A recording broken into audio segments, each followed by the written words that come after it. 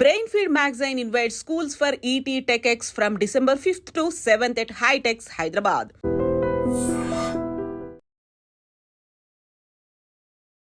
నమస్కారం, welcome to I dream. ధర్మ మార్గం విత్ విజిత కార్యక్రమానికి స్వాగతం.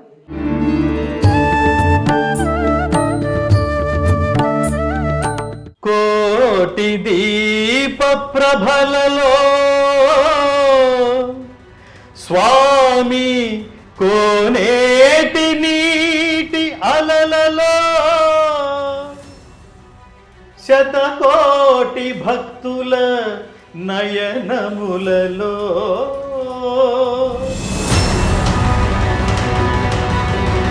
నిజంగా గీత నేర్చుకుంటే మన రాత మారిపోతుందంటారా? ఖచ్చితంగా, లేకపోతే ఎందుకు చెప్తాను? ఏ విధంగా? పచ్చబద్ధమేం కాదు కదా. గీత నేర్చుకుందాం, రాత మార్చుకుందాం, ఇంటింటా గీతా జ్యోతుల్ని వెలిగిద్దాం. ఏ ధర్మాన్ని ఆచరించటం వల్ల నువ్వు శాశ్వతుడు అవుతావో అది మా ఫలేషు కదాచన మా కర్మ ఫలహేతుర్భూ మాతే సంగోస్త్వకర్మణి.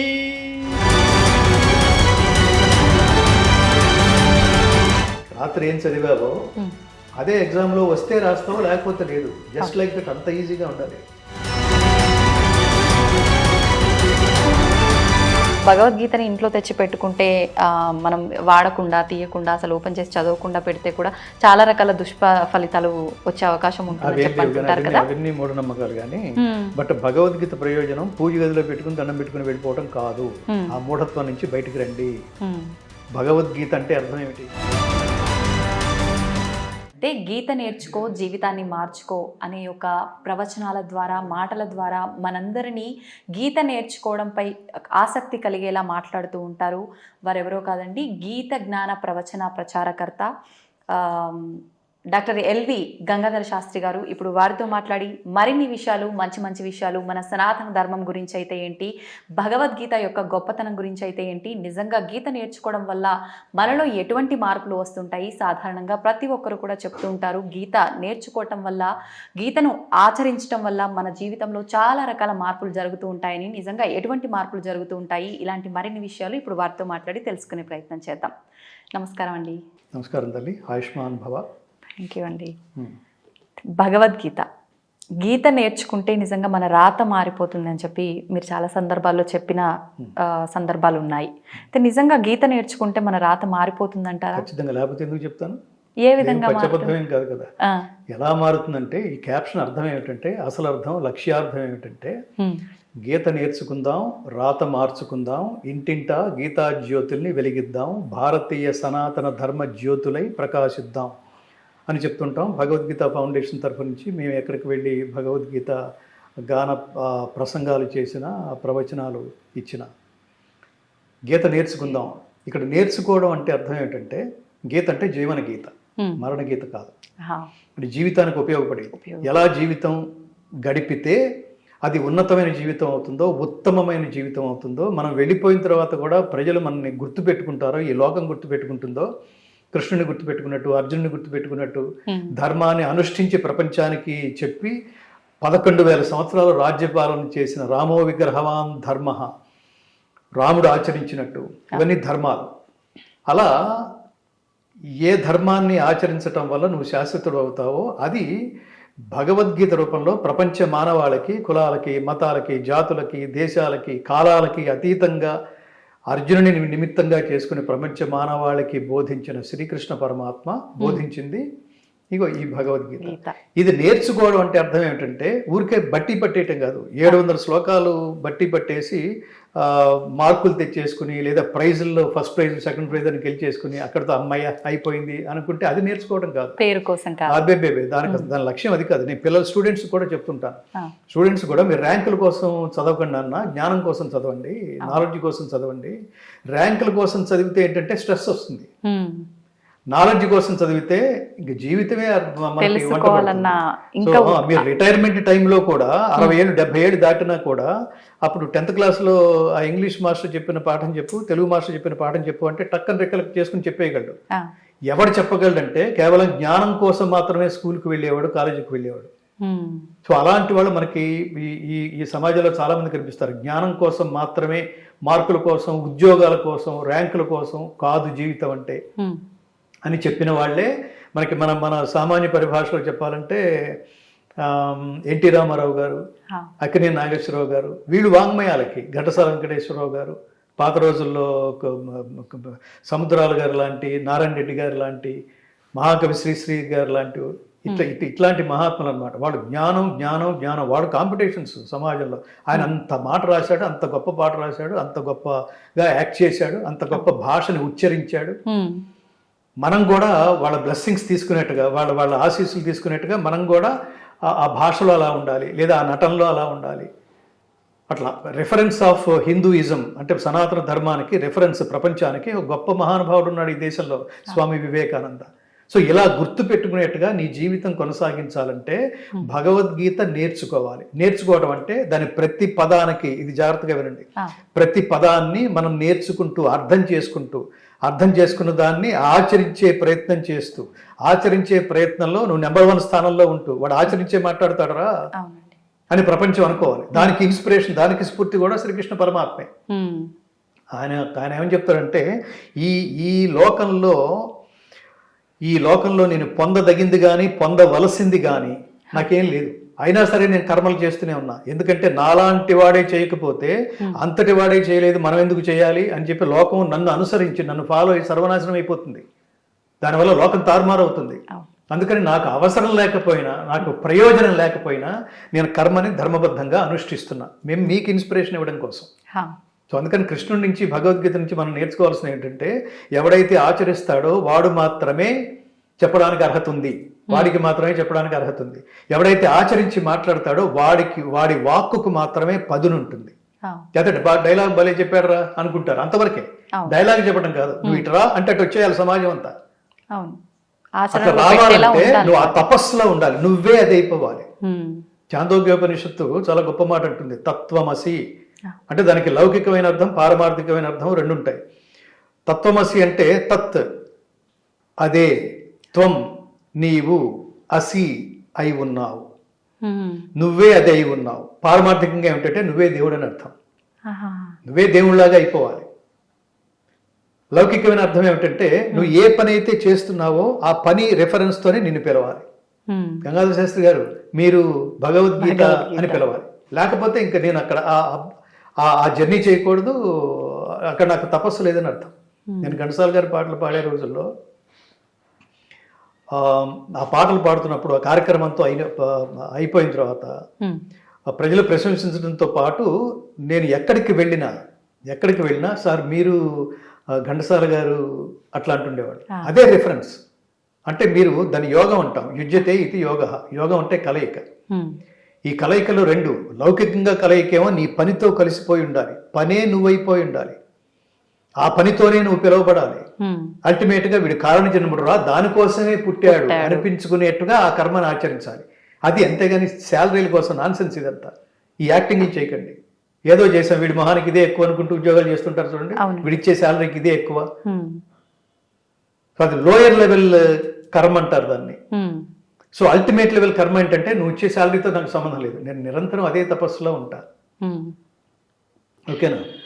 కోటి దీప ప్రభలలో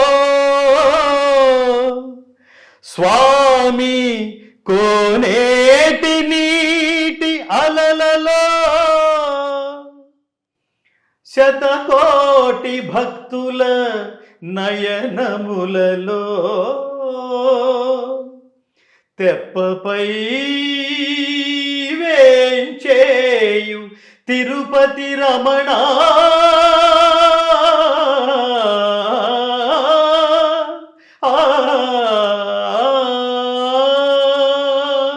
అని ఘంటసాల గారు పాడుతుంటే వెంకటేశ్వర స్వామి దిగొచ్చినట్టే అక్కడ. నేను తిరుమల కొండలు నేను 7వ తరగతి 8వ తరగతి చదువుతున్న రోజుల్లో వెంకటేశ్వర స్వామి దర్శనానికి క్యూలో ఉంటే ఆ బ్యాక్గ్రౌండ్లో ఘంటసాల గారి వాయిస్లో ఇది వినిపిస్తుంటే నేను గుళ్ళోకి దాకా కూడా వెళ్ళక్కర్లేదు, దేవుడు అక్కడే కనిపిస్తున్నట్టు ఉండేవాడు. నేను ఇప్పుడు అక్కడికి వెళ్ళొచ్చిన అలా ఉండేది. అది మాకు ఇన్స్పిరేషన్. ఘంటసాల గారు పాడుతుంటే దైవం ఇక్కడే ఉంది అని కన్ఫర్మ్ అయిపోయాడు. ఇంకా వేరే ఆ కాంటెంపరీ సింగర్స్ కొంతమంది ఉండేవాడు, వాళ్ళు పాడుతుంటే దేవుడు ఎక్కడో దేవుడు ఉన్నాడా అని వెతుక్కోవాల్సి వచ్చేది. అవును. దీని తపస్సు అంటాం. దాంతోనే కలిసిపోవడమే తపస్సు, కలిసిపోయే కర్మే తపస్సు. సో అట్లా భగవద్గీతని మీరు అడిగిన ప్రశ్న, పెద్దానికి నేను సోదాహరణంగా వివరిస్తుంటాను. అలాగే. సో ఇదేదో లెంగ్త్ ఎక్కువైపోయింది అని అనుకోకండి. అస్సలు లేదు. సో గీత నేర్చుకోవడం అంటే ప్రతి పదానికి అర్థం తెలుసుకోవడం. అర్థం తెలియకపోతే గురువుల దగ్గర, సద్గురువుల దగ్గరికి వెళ్ళటం. ఇదేంటి గురువు గారు నాకు అర్థం కావట్లేదు అని ఖచ్చితంగా అడగటం. గురువుల ఖచ్చితంగా ఇది భగవద్గీత గురుముఖత నేర్చుకొనవలసిన బ్రహ్మ విద్య. ఇప్పుడు చాలా మంది ఊరికే జస్ట్ పుస్తకాలు- లైక్ దట్ ఏసు వచ్చును లాగా వాడు రాడు వీడు రాడు, నువ్వు తపస్సు చేయకపోతే ఎవడు రాడు. అందులో అంకిత భావం ఉండాలి, తపస్సులాగా ఉండాలి. దానికి పరమ ప్రయోజనం. దీనికి నేను పరమాత్మ అనుగ్రహం కోసమే చేస్తున్నాను, దీనికి నాకేం స్వార్థం లేదు, ఇది చేస్తే నాకేమిటి అనే ఇన్నర్ డిస్కషన్ లేదు, అనుకుంటూ పనిచేయాలి. సో మేము భగవద్గీత గానం రికార్డ్ చేస్తున్నప్పుడు ఇదే ఈ స్ఫూర్తితోనే పెద్దల అనుగ్రహం, గురువుల అనుగ్రహం, చాలా గొప్ప గొప్ప పీఠాధిపతుల అనుగ్రహం, తపస్సు అనుగ్రహం వల్ల ఇవన్నీ మాకు తెలిసినాయి. ఇవాళ 4 ముక్కలు మాట్లాడగలుగుతున్నాం అంటే ఖచ్చితంగా వాళ్ళ అనుగ్రహం. అందుకని గీత నేర్చుకో. రెండవది రాత మార్చుకో. గీత ఎప్పుడైతే నేర్చుకుంటున్నావో, గీత నేర్చుకుంటే నీ ఐడియాలజీ మారిపోతుంది. అప్పటి వరకు ఎలా ఉన్నావు, గీత పాత రోజుల్లో ఇది ఒక యాడ్ వస్తుండేది, జీవన్ టోన్, తినకముందు తిన్న తర్వాత ఇటు చూపిస్తుండేవాడు వాడు. అట్లా భగవద్గీత నేర్చుకోకముందు, భగవద్గీత నీ జీవితంలోకి ప్రవేశించక ముందు, భగవద్గీత నీ జీవితంలోకి ప్రవేశించిన తర్వాత, జస్ట్ ప్రవేశం కాదు, నువ్వు అర్థం చేసుకున్న తర్వాత నీ perception towards society will change. నీ ఆలోచన విధానం విల్ చేంజ్. నువ్వు వ్యక్తుల్ని రిసీవ్ చేసుకునే విధానం విల్ చేంజ్. వాళ్ళకి నువ్వు రెస్పాండ్ అయ్యే విధానం విల్ చేంజ్. నీలో ఏమైనా స్వార్థం లాంటి నెగిటివ్ థింగ్స్ ఏమన్నా ఉంటే విల్ చేంజ్.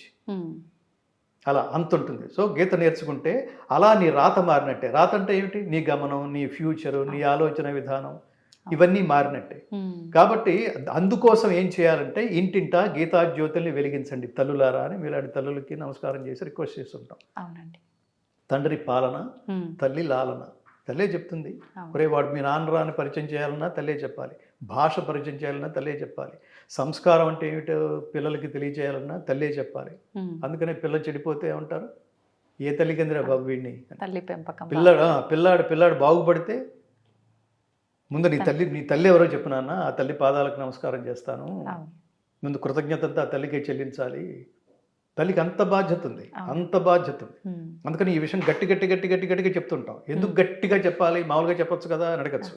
ఎందుకు గట్టిగా చెప్పాలంటే వాళ్ళ సోషల్ మీడియా చూడండి, స్త్రీలలో ఇది ఆరాధింపదగినట్టుగా ఉంది, ఈవిడ నమస్కరించదగినట్టుగా ఉంది అనే స్త్రీల పర్సంటేజ్ రోజు రోజుకి తగ్గుతోంది.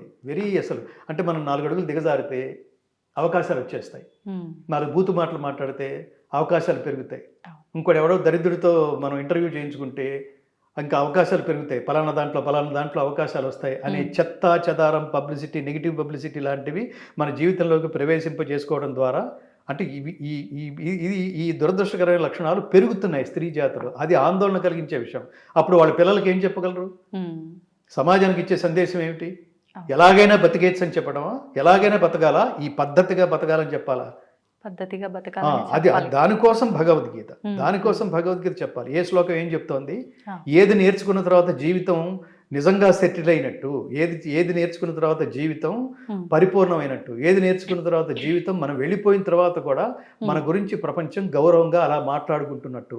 ఈ చెత్తాచెదారం ఇప్పుడు ఏదైతే మాట్లాడుకుంటున్నామో అది ఆందోళన కలిగించే విషయాలు అయి ఉండొచ్చు, కానీ వాటి ఎక్స్పైరీ డేటు చాలా తక్కువలో ఉంటుంది. ఇట్లాంటి వాటికి ఎక్స్పైరీ డేట్ ఉండదు. ఎందుకంటే భారతదేశానికి స్వాతంత్రం వచ్చే నాటికి 5048 సంవత్సరాలైంది భగవద్గీత శ్రీకృష్ణుడు అర్జునుని నిమిత్తంగా చేసుకుని ప్రపంచ మానవాళికి బోధించిన కర్తవ్య బోధ అయిన భగవద్గీత చెప్పి 5048, ఇప్పటికే 125 సంవత్సరాలు దాదాపుగా. అంటే మొన్న ఒక పుస్తకం రాస్తే దాన్ని నిన్న రిలీజ్ అయితే 1 వారం రోజుల తర్వాత మార్కెట్లో ఉంటుందో లేదో తెలియదు. అలాంటిది 5000 సంవత్సరాల క్రితం బోధించబడిన ఒక బోధ అది గ్రంథ రూపం దాల్చి ఇవాళకి మార్కెట్లో ఉంది అంటే, ప్రపంచ మానవాళ్ళని జాగృతం చేస్తోంది అంటే అది ఎలా సాధ్యమైంది? ఎంత సార్వజనీయత ఉండి ఉండాలి అందులో. అవునండి. కదా. అందుకనే నేను ఒక లిస్ట్ చెప్తుంటాను. Edwin Arnold, max Muller, open hammer, warn Hastings, Einstein, Aldous Huxley, David ఫ్రాలే. David ఫ్రాలే అనే ఆయన సంస్కృత యూనివర్సిటీ ప్రొఫెసర్ అమెరికాలో. అతని పేరు డేవిడ్ ఫ్రాలే. కానీ అతను భారతదేశంకి వచ్చి ఇక్కడ హిందూయిజం గురించి, సనాతన ధర్మం గురించి అతను రీసెర్చ్ చేస్తుండగా అతని పేరే అతనికి నచ్చక వామదేవ శాస్త్రి అని పేరు మార్చుకున్నాడు అతను. వామదేవ శాస్త్రి. వాళ్ళ కాంటెంపరీస్కి కన్ఫ్యూజ్ అవుతారేమో అని చెప్పి బ్రాకెట్లో డేవిడ్ ఫ్రాలే అని రాసుకుంటున్నాడు అతను. అంటే ఈ సనాతన ధర్మ శక్తి, దాని ప్రభావం అంత ఉంటుంది, దాని సంస్కార ప్రభావం అంత ఉంటుంది. సో అందుకని గీత నేర్చుకో, రాత మార్చుకో, ఇంటింటా గీతా జ్యోతుల్ని వెలిగించు. నీకు నైతికమైన విలువలు ఉండాలి కదా. అల్టిమేట్గా మీరు ఎన్ని కోట్లు సంపాదించినా తర్వాత సంగతి. పోతే ఆ శవం అక్కడ ఉంటుంది. చుట్టూతో చేరిన వాళ్ళు ఏం మాట్లాడుకుంటారు? ఎంత గొప్ప వ్యక్తి పోయాడో, ఎన్ని లక్షల కోట్ల వాడు పోయాడో అనుకోరు. ఎంత మహామనిషి పోయాడో. ఆయన దగ్గరికి వెళ్తే నీకు సహాయం ఖచ్చితంగా చేయాలి అనేది ఎక్కడన్నా ఆయన కనెక్ట్ అయితే ఆయన దగ్గర నుంచి రిక్తహస్తాలతో వెళ్ళేవాడంటూ ఉండడు. ప్రతి వాడికి అంతంత చేశాడు. నేను మధ్యాహ్నం ఎక్కడో విన్నాను, ఒక మహానుభావుడికి లక్షల కోట్లు ఉన్నాయి, ఉంటే మాత్రం అవతల వాడికి కొన్ని ఎకరాలు, కొన్ని ఊళ్ళు, కొన్ని స్టేట్స్ కూడా కొనేసేయచ్చే. అంతంత డబ్బు ఉంటే ఏమైనా కొనేసే. అట్లా కొనలేదు. రోజుకు 6 కోట్లు చేస్తారు అట్లా. అలా ఉంటారు. మనకి వెనకట్లో ఓ పాత పాట ఒకటి ఉంది. ఇచ్చుటలో ఉన్న హాయి వేరెచ్చటను లేనే లేదని లేటుగా తెలుసుకున్నాను, నా లోటును దిద్దుకున్నాను, ఆ ప్రేమ నగరుకే పోతాను అన్నాడు. ఒక తాగుబోతు క్యారెక్టర్కి రాసినప్పటికీ గొప్ప వేదాంత వాక్యాలు అవి. ఏమిటి ప్రేమ నగర్ అంటే? ఏమిటి? ఇచ్చుటలో ఉన్న హాయి వేరెచ్చటను లేదని. చాలా గొప్ప మాట అది. గీత చెప్తోంది, యజ్ఞదాన తపఃకర్మ నత్యాజ్యం కార్యమేవ తత్ యజ్ఞోదానం తపశ్చైవ పావనాని మనీషిణాం. జీవితంలో ప్రతి మనిషి పుట్టినప్పటి నుంచి గిట్టే లోపల వాడు 3 పుణ్యకర్మల్ని చేసి తీరవలసిందే. గుర్తుపెట్టుకో అర్జున అన్నాడు. ఏమిటా 3 కర్మలంటే? యజ్ఞము, దానము, తపస్సు. యజ్ఞము దేవతల కోసం యజ్ఞం చేస్తావు, ఆ హవిస్సు తీసుకుని ఏం కావాలంటే అది ఇస్తారు. బట్ ధర్మబద్ధం అయ్యేది అయి ఉండాలి. నేను ఇంత కష్టపడి చేశాను, ఆ పక్కన వాళ్ళు లేచిపోవాలి, ఇది కాదు. అట్లాగే దానము, ఎవరికి? ఆర్తులకి. ఎవరైతే అన్నార్తులు ఉన్నారో, ఎవరైతే ఖచ్చితంగా దానం స్వీకరించవలసిన స్థితిలో ఉన్నారో వాళ్ళు ఖచ్చితంగా దానం చేయవలసిందే. దానమిచ్చుట కర్తవ్యమని భావించవలెను గీత చెప్తోంది. దాతవ్యమితి యద్దానం దీయతే అనుపకారిణే. నా ప్రత్యుపకారాన్ని నేను ఆశించకుండా దానం చేస్తాను అనుకుంటూ దానం చేయాలి. దానం చేసేటప్పుడు కూడా అపాత్ర దానం చేస్తే అవన్నీ ఆ 3 రకాలైన సాత్విక, రాజసిక, తామసిక 3 దానాలకి ప్రధానంగా మనం ఆలోచించవలసింది దేశకాల పాత్రముల నెరిగి, వాడి అర్హత నెరిగి. నేను ఎప్పుడు చెప్తుంటాను, God gives you what you deserve, not what you Dzire. దేవుడు కోరికని బట్టేవాడు, అర్హతను బట్టి ఇస్తాడు. దేవుడే అలా ఇస్తున్నప్పుడు నువ్వు ఆ మార్గంలో నడవద్దు. నువ్వు కూడా అర్హత లేకుండా ఎవరికి ఏవి ఇవ్వద్దు. ఉద్యోగ అవకాశం ఇవ్వద్దు, మావాడు, మా క్యాస్ట్ అట్లా అనుకునే అవకాశాలు ఇచ్చేద్దు. సమాజం నాశనం అయిపోతుంది, ఫ్యామిలీలు నాశనం అయిపోతాయి, వ్యవస్థలు నాశనం అయిపోతాయి. కాబట్టి 3వది తపస్సు. ఆ తపస్సు ఏమిటంటే ఎవరి కోసం తపస్సు చేయాలి? పరమాత్మ అనుగ్రహం కోసం. దేనికోసం తపస్సు చేయాలి? జన్మరాహిత్య స్థితి కోసం తపస్సు చేయాలి. ఆ స్థితిని ఏమంటాం? శాశ్వతానందమయ స్థితి. అది ఎవరు ఇవ్వగలరు? పరమాత్మే. అది వస్తే పరమాత్మలో లీనమైనట్టే. దాన్ని మోక్షం అంటారండి. దాన్ని మోక్షం అంటాం. కాబట్టి ఇచ్చుటలో ఉన్న హాయి వేరెచ్చటను లేదని ఇవ్వడం అలవాటు చేసుకోనన్నా. ఎప్పుడు సమాజం నుంచి దోచుకున్నది దాచుకోవడం. జీవితం అంటే లగ్జరీ కాదు. దోచుకున్న దాన్ని లగ్జరీల కోసం విలాసవంతమైన అసలు భగవద్గీత వాటిని దాన్ని సమర్థించదు. విలాసం కాదు. ఎప్పుడైతే దానికోసం ప్రయత్నిస్తావో సశాంతి మాప్నోతి నకామకామి. భోగాసక్తుడు శాంతిని పొందజాలడు. అది పొందే లోపల ఇది అయిపోయింది, ఇది మీద విరక్తి కలిగింది, ఇంకోటేదో పొందాలి, అది అయిపోయింది, ఇంకోటేదో పొందాలి. నిరంతరం ఇదే పొందుతూ, ఇదే జన్మెత్తుతూ, మళ్ళీ ఇదే జన్మ, ఇదే మరణం, ఇదే జన్మ, ఇది మరణం, తర్వాత జన్మ, మరణం, తర్వాత జన్మ. ది పర్పస్ ఆఫ్ లైఫ్ చెప్తుంది భగవద్గీత. అందుకని ఇంటింటా గీతా జ్యోతుల్ని వెలిగించండి. ఏమిటా గీతా జ్యోతి అంటే జ్ఞాన జ్యోతి. అది ఒక్కసారి నీ జీవితంలోకి ప్రవేశిస్తే నీ డ్యూటీలన్నీ చాలా అద్భుతంగా ఉంటాయి. నీ ఆలోచన బాగుంటుంది, హెల్త్ పాడవటం ఉండదు. ఇది ప్రతివాడికి టార్గెట్ అనే స్ట్రెస్తో ప్రపంచం అంతా చాలా టెన్షన్ పడుతోంది. టార్గెటే స్ట్రెస్, మానసిక ఒత్తిడి. టార్గెట్ రీచ్ అవుతానా లేదా భగవద్గీత చెప్తోంది. కర్మణ్యేవాధికారస్తే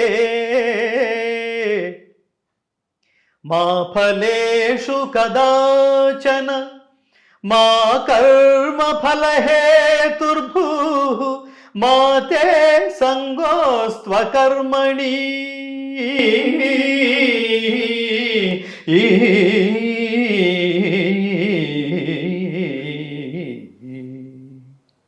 సిన్సియర్గా డ్యూటీ చేయి. ఫలితం నీ చేతిలో లేదు. నీ చేతుల్లో లేని ఫలితం గురించి నీకెందుకురా టెన్షన్? రాత్రి ఏం చదివావో అదే ఎగ్జామ్లో వస్తే రాస్తావో, లేకపోతే లేదు. జస్ట్ లైక్ దట్, అంత ఈజీగా ఉండాలి. ఈ దారి పొడుగుతా నేను చదివింది వస్తుందా రాదా, వస్తే ఓకే, రాకపోతే ఇంకా నాకు ఇంకా వేరే పరిస్థితి ఏం లేదు, వేరే ఆల్టర్నేటివ్ ఏం లేదు. ట్యాంక్ బండే అనుకున్నాడు అనుకో, ఎలా అది తప్పు. చదివిన తర్వాత రాస్తావు, రాసిన తర్వాత అది నీ చేతి ఏ క్వశ్చన్స్ వస్తాయో నీకు తెలియదు, అది నీ చేతిలో లేదు. రాసిన తర్వాత ఎవరు దిద్దాలి? ఎగ్జామినర్ దిద్దాలి, టీచరే దిద్దాలి కదా. అది నీ చేతిలో, ఎన్ని మార్కులు వేస్తాడు నీ చేతిలో లేదు. నీ చేతిలో లేని దాని గురించి ఎంత వర్రీ ఏమిటరా? జీవితం అంటే నువ్వు చేసే పనిని ఎంజాయ్ చేయటం, పనిని ఆనందించటం, రిజల్ట్ కాదు. రిజల్ట్ జీవితంలో ఒక మైల్ రాయి లాంటిది. వెళుతుండగా తగులుతుంది, తగలగానే మాయమైపోతుంది, ఇంకో చోటుకు వెళ్ళిపోతుంటాం, దాన్ని క్రాస్ చేసి వెళ్ళిపోతుంటాం. ఎంతసేపు ఉంటాం అక్కడ? మైల్ రాయి తగిలిందని దాని దగ్గరే ఉంటావా? కాపురం పెడతావా? ఆ దారిలో తగులుతుంటాయి, వెళ్ళిపోతుంటాయి. నెక్స్ట్ మైల్ రాయి అదే లైఫ్. లేదు మైల్ రాయి చేరుకోలేదు అంటే దాని అర్థం మన తపస్సు, ఇంటెన్సిటీ ఆఫ్ అవర్ తపస్సు సరిపోలేదన్నమాట. సో ఇంటెన్సిటీ పెంచుదాం. ఎవడో విమర్శించాడు, పింకిపోవడం కాదు. వాడి బంధు వాడికి ఏం తెలియదు, క్యాస్ట్ ఫీలింగ్తో మాట్లాడాడు, చెత్త మాట్లాడుకోకూడదు. వాడు చెప్పాడు అంటే ఏదో ఉంది అందులో, దీన్ని సరి చేసుకునే ప్రయత్నం చేద్దాం. నారాయణ రెడ్డి గారు అదే, అందుకనే చాలా గొప్ప మాట అంటారని. చక్కనిదే ఉలి కడుపున శిల్పం ఎలా పుడుతుంది, కరగనిదే కొవ్వొత్తికి కాంతి ఎలా పుడుతుంది. నిన్ను నువ్వు చెక్కుకో, అనునిత్యం తనను తాను చెక్కుకున్న శిల్పి ఇతడు, ఆత్మిక విద్యలు తెలిసిన అధునాతన యోగి ఇతడు. సుద్దాల అశోక్ తేజ అక్కినే నాగేశ్వరరావు గారి కోసం రాసిన పాట, నేను కంపోజ్ చేసి పాడింది అది. సో నిరంతరం మన తప్పులను సరి చేసుకుంటూ మనల్ని ఇంకా నెక్స్ట్ లెవెల్ ఏంటి ప్రతివాడు ఆలోచించవలసిన 2 పదాలు ఇవి, next level and bottom line. ఈ 2 పదాలు ఆలోచిస్తూ ఉండాలి. మనం వెళ్ళిపోయే నాటికి ప్రపంచం మన గురించి ఏదో గొప్ప విషయం అనుకోవాలి, లేకపోతే జీవితం అంతా వృధా చేసామని అర్థం. చాలా విలువైన జీవితం. అయితే కొంతమంది చాలా కష్టపడుతుంటారు, ఫలితం ఆశించకుండా కష్టపడాలని చెప్పారు కదండి. ఎంత కష్టపడ్డా కూడా దానికి ప్రతిఫలం అనేది ఉండదంటే వీళ్ళు కష్టపడుతున్నామన్న భ్రమలో ఉంటున్నారా అంటారా? అసలు ఏమంటారు దాని గురించి? భ్రమగా తెలుసుకుని చేయాలి. ఏ పని ఏ కర్మ అయినా తెలుసుకుని చేయాలి. బాగా చేస్తున్నావని నువ్వు ఏమంటారు క్రియేటివ్ వర్క్ చేయగాని ఊరికి దాన్ని ఏమంటారు జస్ట్ ఫిజికల్ గా బ్లైండ్ వర్క్ చేయకు. యోగ కర్మసు కౌశలం అంటుంది. అలా ఉన్నవాడికే ఫలితం బాగుంటుంది. ప్రతివాడికి వర్తించదు. నువ్వు తెలివిగలవాడు అయి ఉండాలి అనేది నేను సింపుల్ గా చెప్పుండొచ్చు. ఆ తెలివితేటలు అంటే ఏమిటో నువ్వు తెలుసుకోవాలి, క్రియేటివిటీ అంటే ఏమిటో నువ్వు తెలుసుకోవాలి, నెక్స్ట్ లెవెల్కి వెళ్ళడం అంటే ఏమిటో తెలుసుకోవాలి. లోపల ఒక డిస్కషన్ జరుగుతూ ఉండాలి, లోపల ఒక విమర్శ జరుగుతుండాలి. ఇవన్నీ తెలివితేటలకి జ్ఞానానికి సంబంధించినవి. మీరు చాలా లోయర్ లెవెల్ వాడికి ఎంత చెప్తే వాడికి అర్థం కాకపోవచ్చు. నువ్వు ఆచరించి వాడికి చెప్తూ ఉండాలి. అది ఒక జన్మలో సాధ్యపడకపోవచ్చు, తర్వాత జన్మలో ఏదో సాధ్యపడుతుంది. వాడు వినడం కూడా మీకు డొమెస్టిక్ ఇవ్వంటాం. ఎన్నో జన్మల సుకృతం వల్ల కూడా మన చుట్టూతో కొంతమంది పనిచేస్తూ ఉంటారు, వాడు వింటూ ఉంటాడు. ఒక్కొక్కడు మహానుభవ. ఉదాహరణకి ఆఫీస్ బాయ్ అనుకోండి, మా దగ్గర ఒకటి పనిచేస్తుండేవాడు, నా దగ్గర ఒక డ్రైవర్ పనిచేస్తుండేవాడు. ఇదివరకు పనిచేస్తుంటే గురువుగారు నేను డ్రైవింగ్ చేస్తూ నేనేం డీవేట్ కాను గురువు గారు, నేను డ్రైవ్ చేస్తుంటాను, నాకు భగవద్గీత పుస్తకం ఇస్తారా? నీకెందుకురా అన్నా నేను. కాదు గురువుగారు, ఇవ్వండి గురువు గారు. వాడి శ్రద్ధ తెలుసుకుని ఓ రోజు భగవద్గీత పుస్తకం ఇచ్చా. వాడు ఎప్పుడు నేర్చుకున్నాడో ఒక చాప్టర్ అంతా నేర్చుకున్నాడు. మనం ఊహించలేము. వాడు నీ క్వాలిఫికేషన్ ఏమిటంటే 7th కూడా పాస్ అవ్వలేదన్నాడు. వాడు డ్రైవర్ అంటే మనకంటే లోయర్ లెవెల్ అని అనుకుంటాం కదా, నాలెడ్జ్లో కానీ అచీవ్మెంట్స్లో కానీ. ఖచ్చితంగా వాళ్ళే అయి ఉంటారు కదా. వాడికి అలా ఇస్తే నేర్చేసుకున్నాడు. నేర్చుకుంటే వాడిని చూసి నా మేనేజర్ ఇన్స్పైర్ అయ్యాడు. ఇదేంటి మీ డ్రైవరు, నేను మేనేజర్ని ఈ ఫౌండేషన్కి, నేనేమి నేర్చుకోలేకపోయినంటే అవమానం ఫీల్ అయ్యాడు వాడు. వీడు చాప్టర్ అంతా చెప్తున్నాడు ఉచ్చారణతో సహా. యజ్ఞదాన తపఃకర్మ నత్యాజ్యం కార్యమేవ తత్ యజ్ఞోదానం తపశ్చైవ పావనాని మనీషిణాం అని చదువుకున్న వాళ్ళగా చెప్తున్నాడు వాడు. ఆ సంస్కారం అది. ఇంకోటి ఆ పక్కనే తిరుగుతుంటాడు, వాడు ఎప్పటికీ నేర్చుకోడు. ఈ నేర్చుకోవాలనే ఆలోచన, ఉత్తమమైన మార్గంలోకి వెళ్ళాలనే ఆలోచన, దాని తపన, తపస్సు, ఇవి కొంతమందికే ఉంటాయి. దీని సంస్కారము అంటాం. నేర్చుకోవాలంటే అర్హత ఉండాలండి, ఆలోచన ఉంటే సరిపోతుంది. ఆలోచించాలి. ప్రతిదాని ఏదైనా నేర్చుకోవాలంటే మొట్టమొదటి ఆలోచన, తర్వాత నేర్చుకోవడానికి అది నేర్చుకునేంత వరకు మనం అదే ధ్యానంలో, అదే ధ్యాసలో, అదే తపస్సులో ఉండాలనే కృషి, ఇవి చాలా ఇంపార్టెంట్. సో అందుకని విద్యా వినయ సంపన్నే, నీకు ఆ తపన ఆర్తి ఉంటే నువ్వు ఏదైనా నేర్చుకోవచ్చు. సో ఆ నేర్చుకోవాలనే లక్ష్యం ఉండాలి. ఈ లక్ష్యం కూడా దాని ఇంటెన్సిటీ అంతా చెక్ చేసుకుంటూ ఉండాలి. ఖాళీగా ఉంటే నేర్చుకోవడం, ఖాళీ దొరికితే నేర్చుకోవడం, అవి లక్ష్యాల్లో లోయర్ లెవెల్. నాకు ఇంట్రెస్ట్ ఉంది సార్, కానీ టైం దొరకట్లేదు అంటాడు ఒకడు. అది టైం కాదు, అది నువ్వు టైం మీద పెడుతున్నావు, నీకు ఇంట్రెస్టే లేదు. ఒకవేళ ఇంట్రెస్ట్ ఉంది అనుకున్నావు అనుకో, ఏ లెవెల్లో ఉంది ఇంట్రెస్ట్? ఫస్ట్ లెవెల్లో ఉందా అంటే అది ఇంట్రెస్ట్ కాదు. ఫోర్త్ లెవెల్లో ఉందా అది ఇంట్రెస్ట్ కాదు. అల్టిమేట్ లెవెల్లో ఉందా అదే ఇంట్రెస్ట్. అప్పుడు ఏంటంటే, అప్పుడు అలాంటి వాళ్ళు మేము అడుగుతుంటాం, ఎన్ని గంటలకు లేస్తున్నావు అని. నేను 6:00కల్లా లేస్తాను సార్. మరి నీకు ఇంట్రెస్ట్ ఉంటే 5:00కి లేవాలి కదా. మేము భగవద్గీత రికార్డ్ చేసేటప్పుడు దీని ఇంట్రెస్ట్ వేరు. దీనికి జస్ట్ లైక్ దట్ ఇంగ్లీష్లో పదం ఉపయోగించలేము. ఇది తపస్సు. మహానుభావుల దగ్గరికి వెళ్ళేవాళ్ళం. 150 మంది టెక్నీషియన్స్, స్కాలర్స్, మా గురుశ్రేష్ఠులు, 3 త్రిమూర్తులు లాంటి మహానుభావులు. పద్మశ్రీ డాక్టర్ ఆచార్య పుల్లెల శ్రీరామచంద్రుడు గారు భారతదేశంలో సంస్కృతంలో దిక్సూచి, సంస్కృతానికి దిక్సూచి. రెండవది డాక్టర్ ఆయన శిష్యుడు లాంటి వారు. నాకు ఉత్తమ గురువు, భగవద్గీతలో నాకు మొదటి గురువు డాక్టర్ RVSS అవధానుడు. శ్రీవేద భారతి అనే సంస్థని స్థాపించి వేదాలని, ఉపనిషత్తుల్ని ప్రపంచానికి పంచిపెట్టడమే, వాటిని కంప్యూటరైజ్ చేయడమే ఆయన జీవిత లక్ష్యంగా పెట్టుకున్నాడు. 4 దశాబ్దాల నుంచి కృషి చేస్తున్న మహాత్ముడు ఆయన. ఉంటారా ఇట్లా మన తెలివితేటల్ని, కాలాన్ని డబ్బుగా మార్చుకోవటం, ఇమ్మీడియట్గా డబ్బుగా మార్చుకోవటం ఎలా అని ఆలోచించే ప్రపంచంలో ఇలాంటి వాళ్ళు ఉంటారా అంటే ఉన్నారు. వాళ్ళకి డబ్బు కాదు, మోర్ దాన్ దట్. ఏదో మన సినిమాలో ఏదో డైలాగ్ ఉంటుంది చూడు, అంతకు మించి అంటుంటాడు చూడు. డబ్బు కాదు, అంతకు మించి ఏదో ఉంది అనుకునే వాళ్ళే ఈ తపస్సులు. మూడో వ్యక్తి డాక్టర్ కోరాడు సుబ్రహ్మణ్యం గారు. సంస్కృత మహామహోపాధ్యాయ సంస్కృతంలో. తెలుగు మన హైదరాబాద్ యూనివర్సిటీ ప్రొఫెసర్ ఆయన. సో నా భగవద్గీత గాన మార్గదర్శక త్రయం ఈ మహాత్ములు. సో కాబట్టి నువ్వు అడిగిన ప్రశ్న, జీవితంలో స్ట్రెస్ లేకుండా ఆనందం అనుభవించాలంటే భగవద్గీత చదివి అర్థం చేసుకుని ఆచరించండి. అల్టిమేట్గా దానికి bottom line, Bhagavad Gita is not only the reading text, it's a practicing text. Bhagavad Gita చదివి అర్థం చేసుకుని అల్టిమేట్గా ఆచరణ గ్రంథం తప్ప ఊరికి నాకు బట్టి పట్టేసే గ్రంథం కాదు. చాలా చోట్ల కాంపిటీషన్స్, చివరికి షోస్ కూడా చేస్తున్నారు. Bhagavad Gita show, Bhagavad Gita event. అసలు అవన్నీ పదాలే నాన్ సెన్స్ అనమాట. అందరూ 700 శ్లోకాలు చదివేశారు. 700 శ్లోకాలు చదవడం ఫస్ట్ లెవెలే. 700 శ్లోకాలు చూడకుండా చెప్పేస్తాడు మావాడు, ఫస్ట్ లెవెలే. దాని తాత్పర్యం తెలుసా, అది సెకండ్ లెవెల్. దాని ఆచరణ తెలుసా, అర్థం తెలిసి ఆచరిస్తున్నావా, అది అల్టిమేట్ లెవెల్.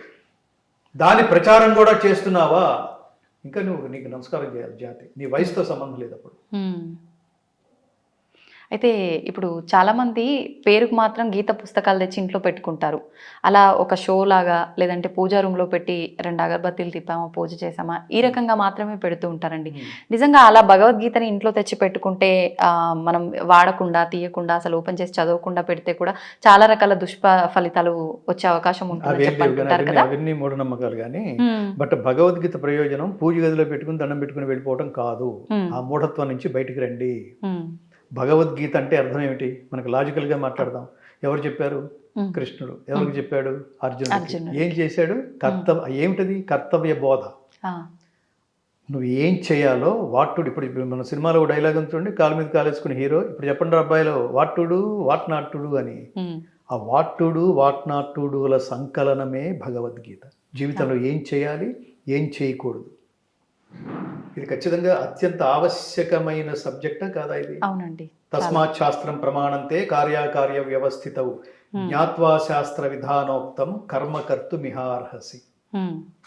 అర్జున, నేను ఇంటికి వెళ్ళిపోతానన్నావు చూడు, నా ఇష్టం ఎన్నోటి చేస్తానన్నావు చూడు, నీకన్నా రెస్పాన్సిబిలిటీ ఉందా? ఆ క్లీబత్వం, ఆ నపుంసకత్వం వదిలిపెట్టు. చాలా పరుషంగా మాట్లాడాడు. డ్యూటీ ఎలా చేయాలో చెప్తున్నాను విను. దీన్ని కర్మ మార్గం అంటారు. అర్థమైందా? అర్థం కాలేదా? మళ్ళీ ఇంకో మార్గం చెప్తున్నాను, దాని పేరు భక్తి మార్గం. అర్థమైందా? 6 చాప్టర్లు పెట్టి బాధేశాడు. అర్థం కాలేదా? మళ్ళీ చెప్తున్నాను, దీని పేరు జ్ఞాన మార్గం. అంత అర్థమయ్యేట్టు లాలించి బుజ్జగించి పరుషంగా మాట్లాడి దగ్గరగా తీసుకుని మాట్లాడి, భక్తోసిమే సఖాచేతి రహస్యం హియతదుత్తమం. నువ్వు నా భక్తుడివి, మిత్రుడివి కాబట్టి ఇంత చెప్తున్నాను దగ్గరకు తీసుకుని అర్జున, జాగ్రత్తగా తీసుకుని చేయి, జాగ్రత్తగా అర్థం చేసుకుని చేయి. అంటే what is that Bhagavadgita's bottom line is ఆచరణ గ్రంథం, పూజ గ్రంథం కాదు అది. పూజలో దేవుడి పటాలు పెట్టి పూజ చేసేసినట్టు భగవద్గీత పూజ చేస్తే వచ్చే ప్రయోజనం ఏమిటి? దాన్ని ఆచరించడం వల్ల ప్రయోజనం. ఆచరించడం వల్ల ఏం ప్రయోజనం అంటే, నువ్వు మారడం ఒక్కటే కాదు నాన్న, నీ వల్ల ఫ్యామిలీ మారుతుంది. ఇదే ఫ్యామిలీ బయటకు వస్తే దాని సమాజం అన్నాం. ఇవే ఫ్యామిలీస్ అన్ని కలిపి బయటకు, సమాజం కొత్తగా లేదు. ఇళ్లలో వాళ్ళు బయటకు వస్తే అదే సమాజం. అట్లా స్వార్థం లేని అట్లాంటి మంచి సమాజం ఏర్పడుతుంది. ఎలాంటి సమాజం? స్వార్థరహితమైన ఉత్తమ సమాజ నిర్మాణం జరుగుతుంది భగవద్గీత తెలుసుకుంటే. అయితే మనం చేసుకున్న కర్మలను బట్టే మన జీవితం ఉంటుంది అనుకున్నాం కదండి. అయితే ఇప్పుడు ఆ కర్మలను బట్టి మనం ఈ జీవితం అంతా కూడా సాగిపోతుంది అన్న ఒక ఆలోచనలోనే ప్రతి ఒక్కరం ఉంటాము. ఇప్పుడు గీత నేర్చుకో, మన జీవితం మార్చుకో అని అన్నారు కదా. గీత నేర్చుకోవడం వల్ల మన కర్మలను తప్పించుకొని ఆ జీవితాన్ని మార్చుకునే అవకాశం మన చేతుల్లో ఉంటుందా? తప్పించుకోవడం కాదు, ఈ కర్మ ఇలా చేయాలి, ఈ పని ఇలా చేయాలి, ఈ పని ఇలా చేయకూడదు, ఏ పని చేసినా ధర్మబద్ధంగా చేయాలి. అసలు భగవద్గీత కాన్సెప్ట్ అంటే ఒక మార్గం చూపిస్తుంది. అంతే, ఖచ్చితంగా. ఆ మార్గం నుంచి తప్పామనుకో దాని ఫలితం అనుభవించాల్సింది. నువ్వు స్కూల్కి వెళ్ళావు, సంవత్సరం అంతా టీచర్ చెప్పాడు, నువ్వు సరిగ్గా వెళ్ళలేదు, అది నీకు సంబంధించింది, దాని ఫలితం అనుభవించాల్సింది. ఒకటి సరిగ్గా విన్నాడు, వాడికి ర్యాంక్ వచ్చింది. ఒకటి సరిగ్గా వినలేదు, పరీక్ష సరిగ్గా రాలేకపోయాడు. కాబట్టి దీనికేమి టీచర్ కారణం కాదు, నువ్వు వినడానికి వినకపోవడానికి టీచర్ కారణం కాదు. టీచర్ ధర్మం తను నిర్వర్తించాడు. అలాగే టీచర్ అయిన జగద్గురువు అయిన శ్రీకృష్ణ పరమాత్మ అర్జునుడు అనే విద్యార్థికి చెప్పాడు, ఇది చెప్తే ఇటు వెడితే స్వర్గం, ఇటు వెడితే నరకం, ఇటు వెడితే ఏమంటారు, నువ్వు కన్ఫ్యూజన్ స్థితిలో ఉండకు, ఇటు వెడితే మోక్షం. స్వర్గం, నరకం, మోక్షం. మోక్ష ప్రాప్తి కావాలంటే ఖచ్చితంగా నువ్వు ధర్మాన్ని ఆచరించవలసిందే. ఇక్కడ నీ ధర్మం ఏమిటి? క్షత్రియుడవైన నీ ధర్మం ఏమిటి? నువ్వు ప్రయత్నించకుండా ప్రాప్తించిన ఈ యుద్ధం క్షత్రియులకి తెరిచిన స్వర్గద్వారం లాంటిది. అందుకే డూ యువర్ డ్యూటీ సిన్సియర్లీ. ఫలితం మీద దృష్టి పెట్టకు. ఫలితం మీద దృష్టి పెట్టావంటే డైవర్ట్ అయినట్టు లెక్క. దాన్ని డైవర్షన్ అంటారు. నేను మాట్లాడుతూ సరిగ్గా విన్నారా లేదా, సరిగ్గా చప్పట్లు కొట్టారా లేదా అనగానే ఈ మాట్లాడే తపస్సు నుంచి జారుకున్నామని అర్థం. దాంతో నాకు సంబంధం లేదు. నేను చెప్పే మాట మీదే కాన్సన్ట్రేషన్, నేను పాడే పాట మీదే కాన్సన్ట్రేషన్. అలా ఏ పని చేసినా అలా త్రికరణ శుద్ధిగా దాంతో అనుసంధానమై, దాంతో మమేకమై, అలా యోగ కర్మసు కౌశలం, నైపుణ్యంతో చేయాలి, క్రియేటివ్గా చేయాలి. కొంతమందిలో ఒకడే ఆ పనిని, మిగతా వాళ్ళు క్యాజువల్గా చేస్తారు, ఒకడు అద్భుతంగా చేస్తాడు. ఈ థాట్ ఎట్లా వచ్చిందిరా నీకు? ఇంత అద్భుతంగా అసలు ఇది ఈ ప్రపంచంలో ఎవడు ఎంత క్రియేటివ్గా చేయడం నేను చూడలేదు. అట్లా క్రియేటివ్ పీపులే వీళ్ళు వేళ్ల మీద లెక్క పెట్టగలిగేట్టు ఉంటారు. అవునండి. ఇప్పుడు మనం ఇప్పుడు ప్రపంచంలో చూస్తే, ప్రపంచానికి అర్థమయ్యే చిన్న చిన్న ఉదాహరణలు, యాపిల్ ఫోన్ కనిపెట్టిన వాడు, యాపిల్ సంస్థ కనిపెట్టిన వాడు స్టీవ్ జాబ్స్ అని అనుకోడు.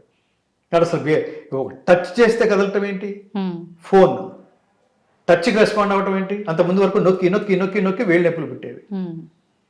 ఇప్పుడు ఆ వేళ్ళు ఇంకో రకంగా ఉపయోగించేట్టు చేశాడు. ఇప్పుడు చూస్తే ఓపెన్ అవుతోంది. ఇవన్నీ ఎక్కడి నుంచి అసలు ఇన్వెన్షన్?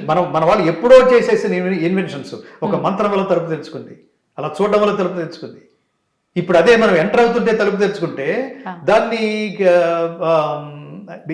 పాత సినిమాల్లో చూసినప్పుడు భలే చేసేస్తాడు రా వీడు విఠలాచార్య, ఏమిటో అక్కడికి వెళ్ళి ఏదో సీసేయం అన్నాడు, అనగానే తలుపు తెరుచుకుంది. భలే ఓపెన్ సీసేయం అంటే ఓపెన్ అయిపోయింది ఏంటరా? వీళ్ళు భలే ఊహిస్తారు రాని ఓ కాదు అవన్నీ నిజాలు. మంత్రానికి అంత శక్తి ఉంది, శబ్దానికి అంత శక్తి ఉంది. ఇప్పుడు అదే మన షాపింగ్ మాల్స్కి వెళ్ళగానే మనం చూడగానే తలుపు ఎలా తెరుచుకుంటుంది. ఇప్పుడు జరుగుతుంది ఇంకో టెక్నాలజీలో, ఇప్పుడు జరుగుతుంది అదే కదా. సో ఈ థాట్స్ ఏదైతే మనకి మనసులో ఏ థాట్ అయితే వచ్చిందో దాన్ని అది ఇంప్లిమెంట్కి సాధ్యమే అని చెప్పినవాడు భారతీయుడు. అది ఖచ్చితంగా గ్రహించవలసిందే. దాని కృష్ణుడు విశ్వరూపం ద్వారా మైక్రో అంటే ఏమిటి, మ్యాక్రో అంటే ఏమిటి, మంత్రం ఏమిటి, ఆ శబ్దం ఏమిటి, ఉచ్చారణం ఏమిటి, వాటికి ఉన్న పవర్ ఏంటి, తపస్సు ఏమిటి. సో ఇవన్నీ ప్రపంచం ఇప్పటికి ఆల్రెడీ భారతీయులు చేసిన సెర్చ్ని ఇప్పుడు మిగతా సైన్స్ అనే ప్రపంచం రీసెర్చ్ చేస్తూ మళ్ళీ అదే దాన్ని చేస్తూ ప్రపంచానికి అవును నిజమే ఇట్లా చాలా ఉన్నాయి. గర్భస్థ భగవద్గీత నన్ను అడుగుతుంటారు, భగవద్గీత ఏ వయసులో నేర్చుకోవాలండి? వయసు ఏమిటి దానికి? తల్లి గర్భం దాల్చిన క్షణం నుంచి నేర్పించండి. ఎలా సాధ్యం? వినిపించండి భగవద్గీత. వినిపిస్తే వాడు వింటాడా? మీరు భలే భలే కబుర్లు చెప్తారండి. ఆ గర్భంలో ఉన్న అభిమన్యుడు వాడేంటి పద్మవ్యూహం ఛేదించడం వాడికి తెలిసిపోయిందా? బయటికి రావడం దగ్గరకు వచ్చేసరికి కృష్ణుడు ఆపేశాడా? భలే స్టోరీలు చెప్తారు సార్ మీరు. ప్రహ్లాదుడు నారాయణుడి మంత్రాన్ని కడుపులో ఉండగానే నారదుడి దగ్గర నుంచి నేర్చేసుకున్నాడా? భలే స్టోరీలు చెప్తారు సార్ మీరు అని. ఇప్పుడు సైన్స్ ఈ మధ్య లాస్ట్ ఇయర్ గత సంవత్సరమే ఇప్పుడు పత్రికల్లో ప్రధానంగా వచ్చిన న్యూస్ ఏంటంటే బయట జరిగే వైబ్రేషన్స్ అన్ని తల్లి గర్భంలో ఉండే బిడ్డ దాన్ని స్వీకరించి విని దానికి తదనుగుణంగా రియాక్ట్ అవుతాడు అని సైన్స్ నిరూపించింది. అందుకని బీ పాజిటివ్ ఆల్వేస్. మంచి మాటలు వినండి. మాటే వైబ్రేషన్. ఇవన్నీ శక్తులు అంటారు. I power, will power, tongue power, ఇవన్నీ పవర్స్. ఒకటి చూడండి, ఒకటి చూపులో ఏమిట్రా లుక్ ఏమిట్రా చేతపడి చేసేవాళ్ళగా అని నమ్మనం. పిల్లలు తల్లుల దగ్గరికి వెళ్తారు, తెలియని తల్లుల దగ్గరికి వెళ్ళి ఏదో ఫంక్షన్స్కి వెళ్ళినప్పుడు ఏదో ఒక తల్లి దగ్గరికి వెళ్తాడు, వీళ్ళ అమ్మాయి అనుకుని చీర పట్టుకుని ఇటు చూస్తాడు, ఇట్లా చూసి అలాగే ఉండిపోతాడు, అలా నవ్వుతూ ఉండిపోతాడు. వాళ్ళమ్మ వచ్చి వీడు ఎక్కడికి వెళ్ళినా వేరే వాళ్ళు ఎవరన్నా ముట్టుకుంటే వీడు ఏడుస్తాడు. మీ దగ్గర ఏమిటంటే కళ్ళలో కళ్ళు పెట్టి అలాగే నవ్వుతూ చూస్తున్నాడు. ఏదో శక్తి ఉందండి, ఏదో పవర్ ఉందండి. వాడికెంతో ఆ మాతృత్వం ఈ ఐజ్లో కూడా కనిపిస్తోంది, ఈ కళలో కూడా కనిపిస్తోంది. ఊరికే ఈ సామెతలన్నీ రాలేదు. వేరే ఏమంటారు, మైండ్ ఈజ్ ఏమంటారు, నీ ఆలోచనే నీ ఆలోచన విధానమే face is index of your mind అన్నారు చూడండి. అందుకని చాలా పవర్ఫుల్గా, చాలా పాజిటివ్గా ఇదే భగవద్గీత చెప్తోంది. అనుద్వేగకరం వాక్యం, అనుద్వేగకరం వాక్యం సత్యం ప్రియహితం చయత్ స్వాధ్యాయాభ్యసనం చైవ వాంగ్మయం తప ఉచ్యతే.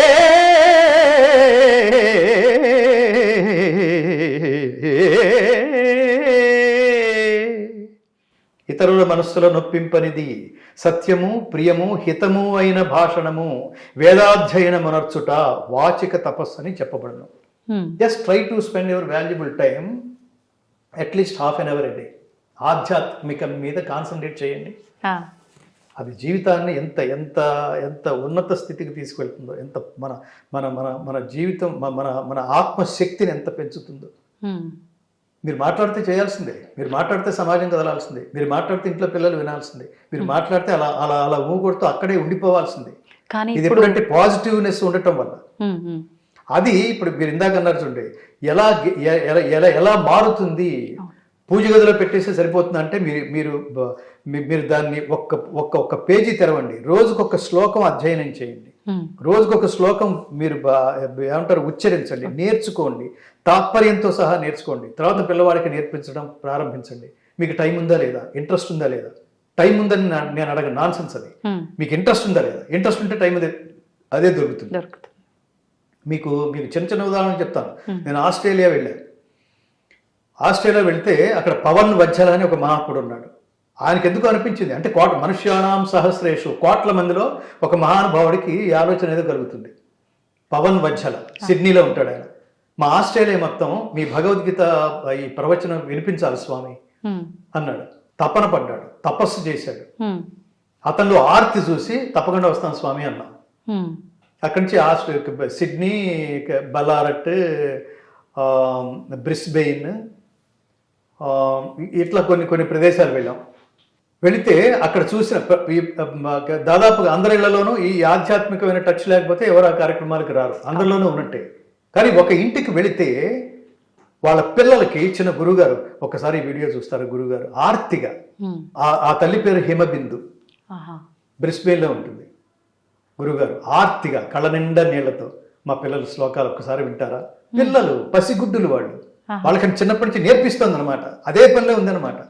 వాడు కారు టైర్ల దగ్గర కూడా కూర్చుని వాడు ఎత్ర యోగేశ్వర కృష్ణో ఎత్ర పార్థో ధనుర్ధర తత్ర శ్రీర్ విజయో భూతి ధ్రువాని తిర్మ తిర్మమ నయన్ నయన్ నువ్వు చెప్పురా అంటే వాడు చెప్తున్నాడు, ఆ కూతురు చెప్తోంది. బుడ్డ పిల్లలు. ఎంత వయసు ఉంటారండి సుమారు? అసలు అదే దానికి 4 ఏళ్ళు, వాడికి 7 ఏళ్ళు. ఏమది? అవును. ఎందుకు ఆ తల్లికి అక్కడున్న వేరే దేశాల్లో ఉన్న ఈ ఆలోచన ఏమిటి? అసలు ఎలా అంటున్నా, ఇది ఇక్కడ ఉన్న చోటేమో సాధ్యం కావట్లేదని అంటున్నాం. అంటే వీళ్ళు కూడా ఉన్నారు పాపం. అంటే ఒకప్పటితో కంపేర్ చేసుకుంటే భగవద్గీత స్టడీ చేసే సంఖ్య నిదానంగా పెరుగుతోంది, కానీ హిందూయిజం మొత్తాన్ని బలపరిచేంత కృషి మాత్రం జరగట్లేదు. అది ఇప్పుడు అక్కడ 25 విగ్రహాలు కూలగొట్టారు, హిందువులందరూ వెళ్ళిపోయి ఎవడరా అని అనాలి కదా. ఒక 2-3 స్వామీజీలే వెళ్ళి ఆ ఊళ్ళో ప్రెస్ మీట్ పెట్టడం ఏమిటి? పిఠాపురంలో అక్కడున్న హిందువులు ఏమైపోయారు? జీవించి ఉన్నట్టా లేనట్టా? ఒక స్వామీజీ వెళ్ళి ప్రెస్ మీట్ పెడతాడా? అది కేవలం స్వామీజీ బాధ్యతేనా? బొట్టు పెట్టుకున్న ప్రతి హిందూ బాధ్యత కదా? బొట్టు షోకి పెట్టుకుంటున్నారా? గుళ్ళకి షోలకు వెళుతున్నారా? గుడికి వెళుతున్నప్పుడు మీ డిజిగ్నేషన్ భక్తా లేదా భక్తుడిగా వెళుతున్నారా, పర్యాటకుడిగా వెళుతున్నారా? You are not a tourist. Tourist ప్రదేశాలకు వెళ్ళినప్పుడు మిమ్మల్ని టూరిస్ట్ అని పిలుస్తారు. 2 రోజులు తిరుపతిలో ఉండొచ్చాను, ఏమిటో అది? వెళ్ళి ఏం తెలుసుకుని వచ్చావు? నథింగ్. హుండీలో వెయిట్, నీ డబ్బుల కోసం దేవుడు వెయిట్ చేయట్లా. అటు వెళ్ళి నువ్వు దేవుడికి దండం పెట్టుకుని తీర్థం ప్రసాదాల కోసం దేవుడు అక్కడ కొలువు తీరి లేడు. పరమాత్మ దగ్గరికి వెళ్ళవలసిన క్వాలిఫికేషన్, పరమాత్మ ఎంత గొప్ప జీవితం ఇచ్చావయ్యా. ఈ మధ్యనే భగవద్గీతలో 2 శ్లోకాలు చదివాను, దాంతో నా జీవితంలో చాలా మార్పు వచ్చింది. ఇక నుంచి మొత్తం అన్ని శ్లోకాలు నేను నేర్చుకుని ఆచరించేంత వరకు నిద్రపోను. ఇంత గొప్ప జ్ఞాన నేత్రం నాకు నా థర్డ్ ఐ ఓపెన్ చేసినందుకు నీకు కృతజ్ఞతలు చెప్దామని వచ్చానయ్యా. నాకు ఇంకా వేరే కోరికలు ఏం లేవు. నాకు ఈ శక్తిని పెంచు. నేను లోకానికి చాలా చాలా సేవ చేయాలనుకుంటున్నాను. అంతా నీదయ్యే. నువ్వు చెప్పిన పాఠం భలే పాఠం చెప్పావయ్యా, దాని పేరే భగవద్గీత అన్నావు అనుకో. ఇలాంటి భక్తుల కోసం కదా 7 కొండల వాడు వెయిట్ చేస్తోంది నీకోసం. ఇది పోయి ప్రసాదం, నేను ఎల్వల్లో వెళ్ళాను, నువ్వు ఎల్వల్లో వెళ్తే ఏమిటి, పాక్కుంటూ వెళ్తే ఏమిటి, దేక్కుంటూ వెళ్తే ఏమిటి? అక్కడ భక్తి లేనప్పుడు మోకాల మీద నడుస్తుంటాడు అక్కడ. దాంతో అయిపోయింది అక్కడ, అది ఒక ఈవెంట్, దాంతో అయిపోయింది. అందుకని ఎప్పుడు ప్రతిదీ ఆచరణ, దాని ఆంతర్యం, దాని పరమార్థం గ్రహించందే ఏ పని చేయొద్దు. అల్టిమేట్ ఏంటంటే దేనికోసం చెప్పబడింది అని కనుక మీరు తెలుసుకోకపోతే అదేమీ కాదు. చాలా చాలా గొడవలు, అన్ని తూతు మంత్రాలు. అక్కడ వేసే మెంబర్స్ వాళ్ళకి భక్తి ఉండాలి కదా. గవర్నమెంట్ ప్రయోజనాల కోసం కాదు కదా వాళ్ళని వేసేది. భక్తి, దాన్ని కాపాడడం, ధర్మం, దాన్ని కాపాడడం.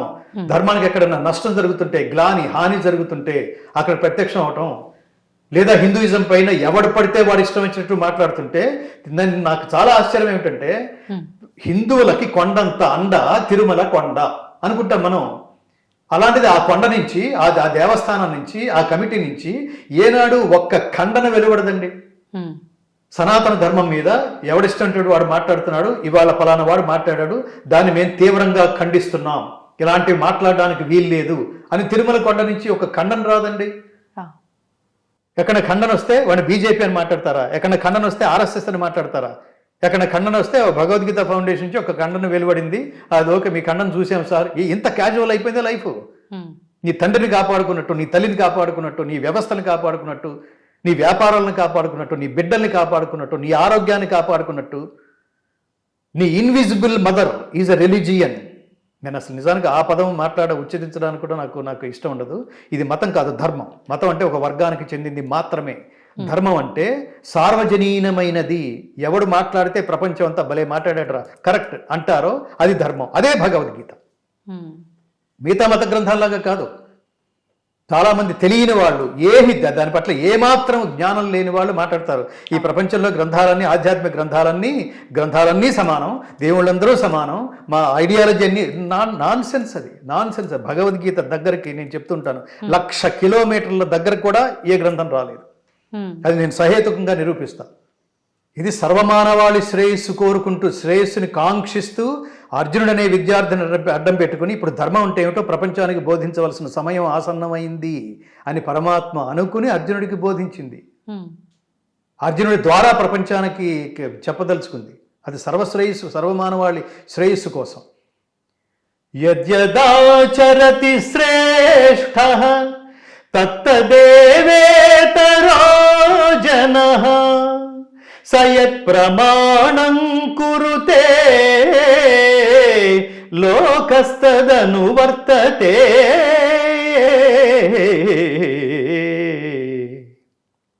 ఏమిటి దీని అర్థం? ఉత్తముడు దేన్ని ఆచరిస్తే లోకం అంతా దాన్నే ఆచరిస్తుంది. ఉత్తముడు దేన్ని ఆచరిస్తే లోకం అంతా అతన్నే ప్రమాణంగా స్వీకరించి అనుసరిస్తుంది. ఫాలోవర్స్ ఉంటారా? ఫ్యాన్స్ వద్దు, నీకు ఫాలోవర్స్ కావాలి. ఉత్తముడు ఏంటి? ఈ శ్లోకం ద్వారా అర్థం ఏమిటంటే ఉత్తముడు దేన్ని ఆచరిస్తే, రెండు పదాలు ఉన్నాయి. ఉత్తముడు అన్నాడు. ముందు అసలు నీ జర్నీ ఉత్తముడు దాకా వెళ్ళాలి కదా. నువ్వు ఉత్తముడు కావాలి నాన్న అని బ్లెస్ చేస్తాను. ఉత్తముడు దేన్ని ఆచరిస్తే లోకమంతా దాన్ని ఆచరిస్తుంది. అంటే లోకాన్ని ఇన్స్పైర్ చేసి నిన్ను ఫాలో అయ్యేంత ఉత్తముడివి కావాలి. ఇలా ప్రపంచంలో ప్రతి మానవుడు తన పక్క మానవుడికి ఇంతటి స్థాయిలో స్ఫూర్తిదాయకంగా నిలబడాలి. ఈ శ్లోకం మొత్తం మీద దేవుడు ఎక్కడా లేడు. ఈ శ్లోకం మొత్తం మీద భక్తుడు ఎక్కడా లేడు.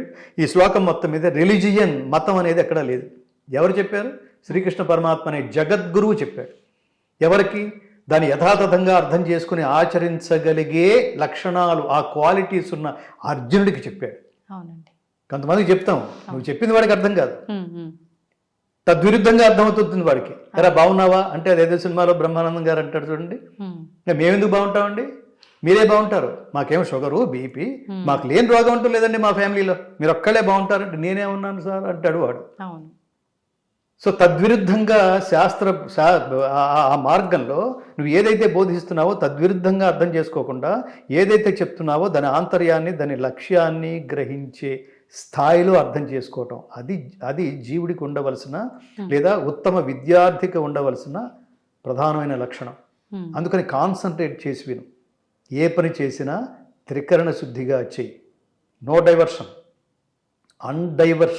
అన్డైవర్టెడ్ కాన్సన్ట్రేషన్ పేరే లవ్, అన్డైవర్టెడ్ కాన్సన్ట్రేషన్ పేరే భక్తి, డివోషన్.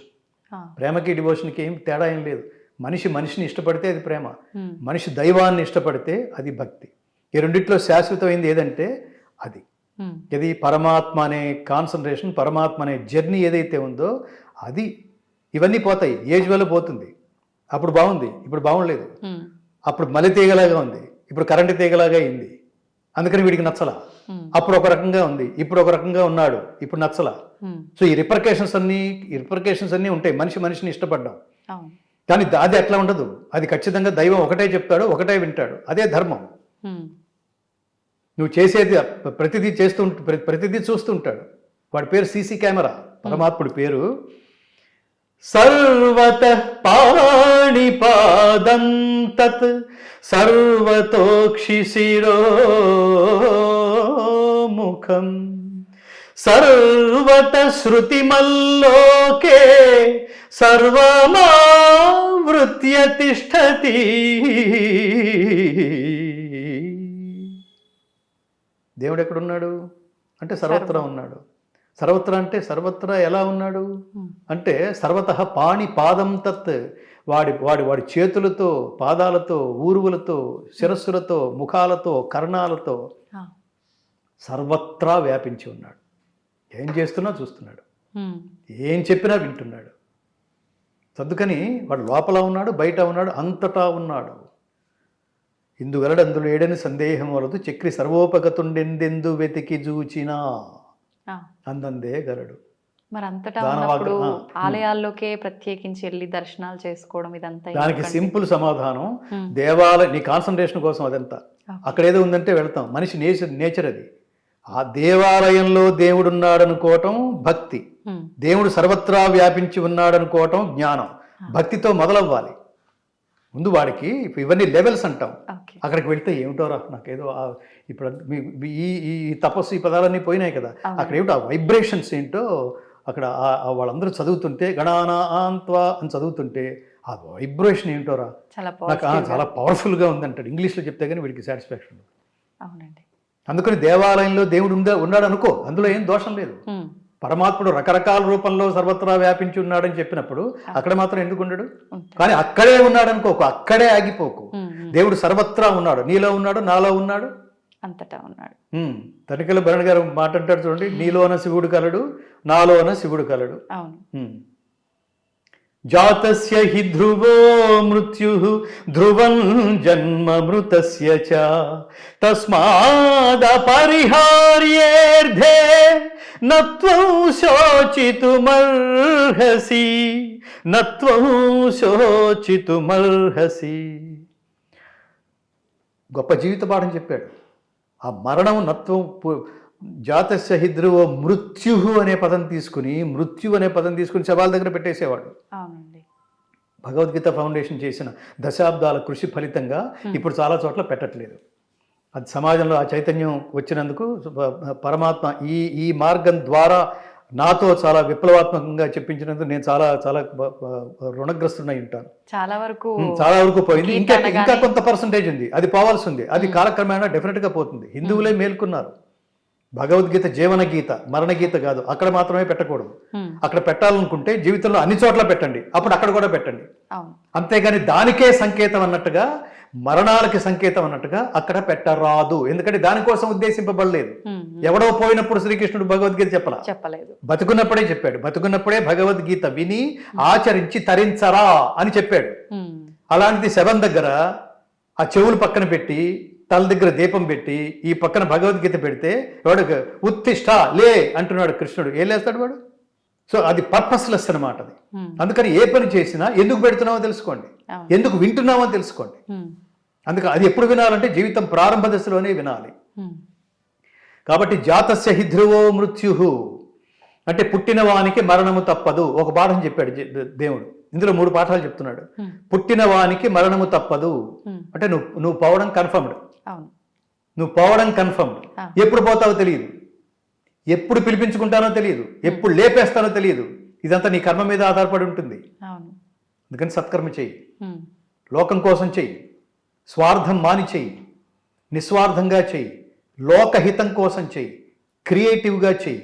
వీడు దీనికోసమే పుట్టాడురా అని అనిపించే ధర్మకార్యం కోసమే చెయ్యి. ఆ ధర్మాన్నే అనుష్ఠించు, ఫలితం పరమాత్మకి అర్పించి చెయ్యి. ఎంత క్లియర్గా చెప్పాడు. చిన్న పదాలు. అయితే ఇప్పుడు ధర్మం. సో ఇది ఈ శ్లోకం. సో పుట్టిన వానికి మరణము తప్పదు, నువ్వు పోవడం కన్ఫర్మ్ అని చెప్పాడు మొదటి వాక్యంలో. మరణించిన వానికి జన్మము తప్పదు, పునర్జన్మ ఉందని ధృవీకరిస్తున్నాడు. మళ్ళీ జన్మ ఉంది. ఎవరికైనా డౌట్ ఉంటే మళ్ళీ జన్మ ఉందా? లేదు. నువ్వు సంతోషించడానికైనా బాధపడడానికైనా ఇదే జన్మ. కుమ్మే ఎంజాయ్ చెప్తుంటారు చూడండి ఫేస్బుక్లో చెత్తా చెదారం వెధవులందరూ. ఇందులో ప్రధానమైన ఫాలోవర్స్ ఉన్న వాళ్ళు కూడా వాళ్ళు ఇంటర్వ్యూలు చేయటం, ఆర్తితో చేయటం. అవునా, ఈజ్ ఇట్? వాడితో బూతులు మాట్లాడిస్తూ వీళ్ళు కెలికిందే వీళ్ళు. మీలాంటి వాళ్ళు అంటే ఆ యాంకర్ స్థానంలో ఉన్న వాళ్ళని చెప్తున్నాను. అది మీరు చాలా విలువైన జీవితం. చెత్తా చెదారం ఇంటర్వ్యూలు చేయకండి. ఇంటర్వ్యూ చేసేవాడు కూడా ఒక లక్ష్యం ఉండాలి. ఇది సమాజంలోకి వెళ్తే దాని రిపర్కేషన్స్ ఎలా ఉంటుంది. సమాజం అంటే ఎవడో కాదు, ఇదే మన కూతురు చూడొచ్చు, మన కొడుకు కూడా చూడొచ్చు. అవునండి. వాడు బరి తెగించిన వాడు, వాడికేం ఐడియాలజీ లేదు, వాడు సమాజం అనే స్పృహ లేదు. ఇంకా ఖచ్చితంగా మాట్లాడితే ఇంటర్వ్యూ చేసేవాడికి మీద కూడా గౌరవం లేదు. ఇంటర్వ్యూ చేసే స్త్రీని కూడా విచిత్రంగా దారుణంగా మాట్లాడే ఇంటర్వ్యూవర్స్ ఉంటారు. చంపేయాలి వాళ్ళని. వాళ్ళ దగ్గర కూడా కూర్చుని వీళ్ళతో ఇంటర్వ్యూ చేయించుకుంటే మన క్రేజ్ పెరుగుతుందని దుస్థితిలో ఉన్న ఈ కొంతమంది ఫిమేల్ యాంకర్స్ని చూస్తే జాలేస్తుంది. ఎలా పెంచారా తల్లిదండ్రులారా వీళ్ళని? వీళ్ళకి ఏం సంస్కారం ఇచ్చి పెంచారా? వీళ్ళ ముందు కూర్చుంటున్నారా? వాళ్ళ చేత సమాజానికి ఇది చెప్పించడం కోసం, ఈ చెత్త చెప్పించడం కోసం. దారుణం కదా అది. అపశబ్దం. అసలు మన బిడ్డలు వినటానికే వీల్లేదు. నీ ఇష్టం వచ్చినట్టు బిహేవ్ చేయడానికి వీలేదు సమాజంలోకి వచ్చి. కాబట్టి మరణించిన వానికి జన్మము తప్పదు పునర్జన్మ సిద్ధాంతాన్ని ధృవీకరిస్తోంది. నువ్వు మళ్ళీ ఎత్తే జన్మ అంతకు పూర్వం జన్మలో నువ్వు ఏ కర్మ అయితే ఆచరించావో దాని ఫలితాన్ని పొందటానికే నువ్వు ఆ పుణ్యం కానీ పాపం కానీ దాన్ని అనుభవించడానికే జన్మ పుడతావు. ఇప్పుడు నువ్వు సంతోషపడుతున్నావంటే ఒకప్పుడు నువ్వు ఆచరించిన ధర్మ ఫలం అనుభవిస్తున్నట్టు లెక్క.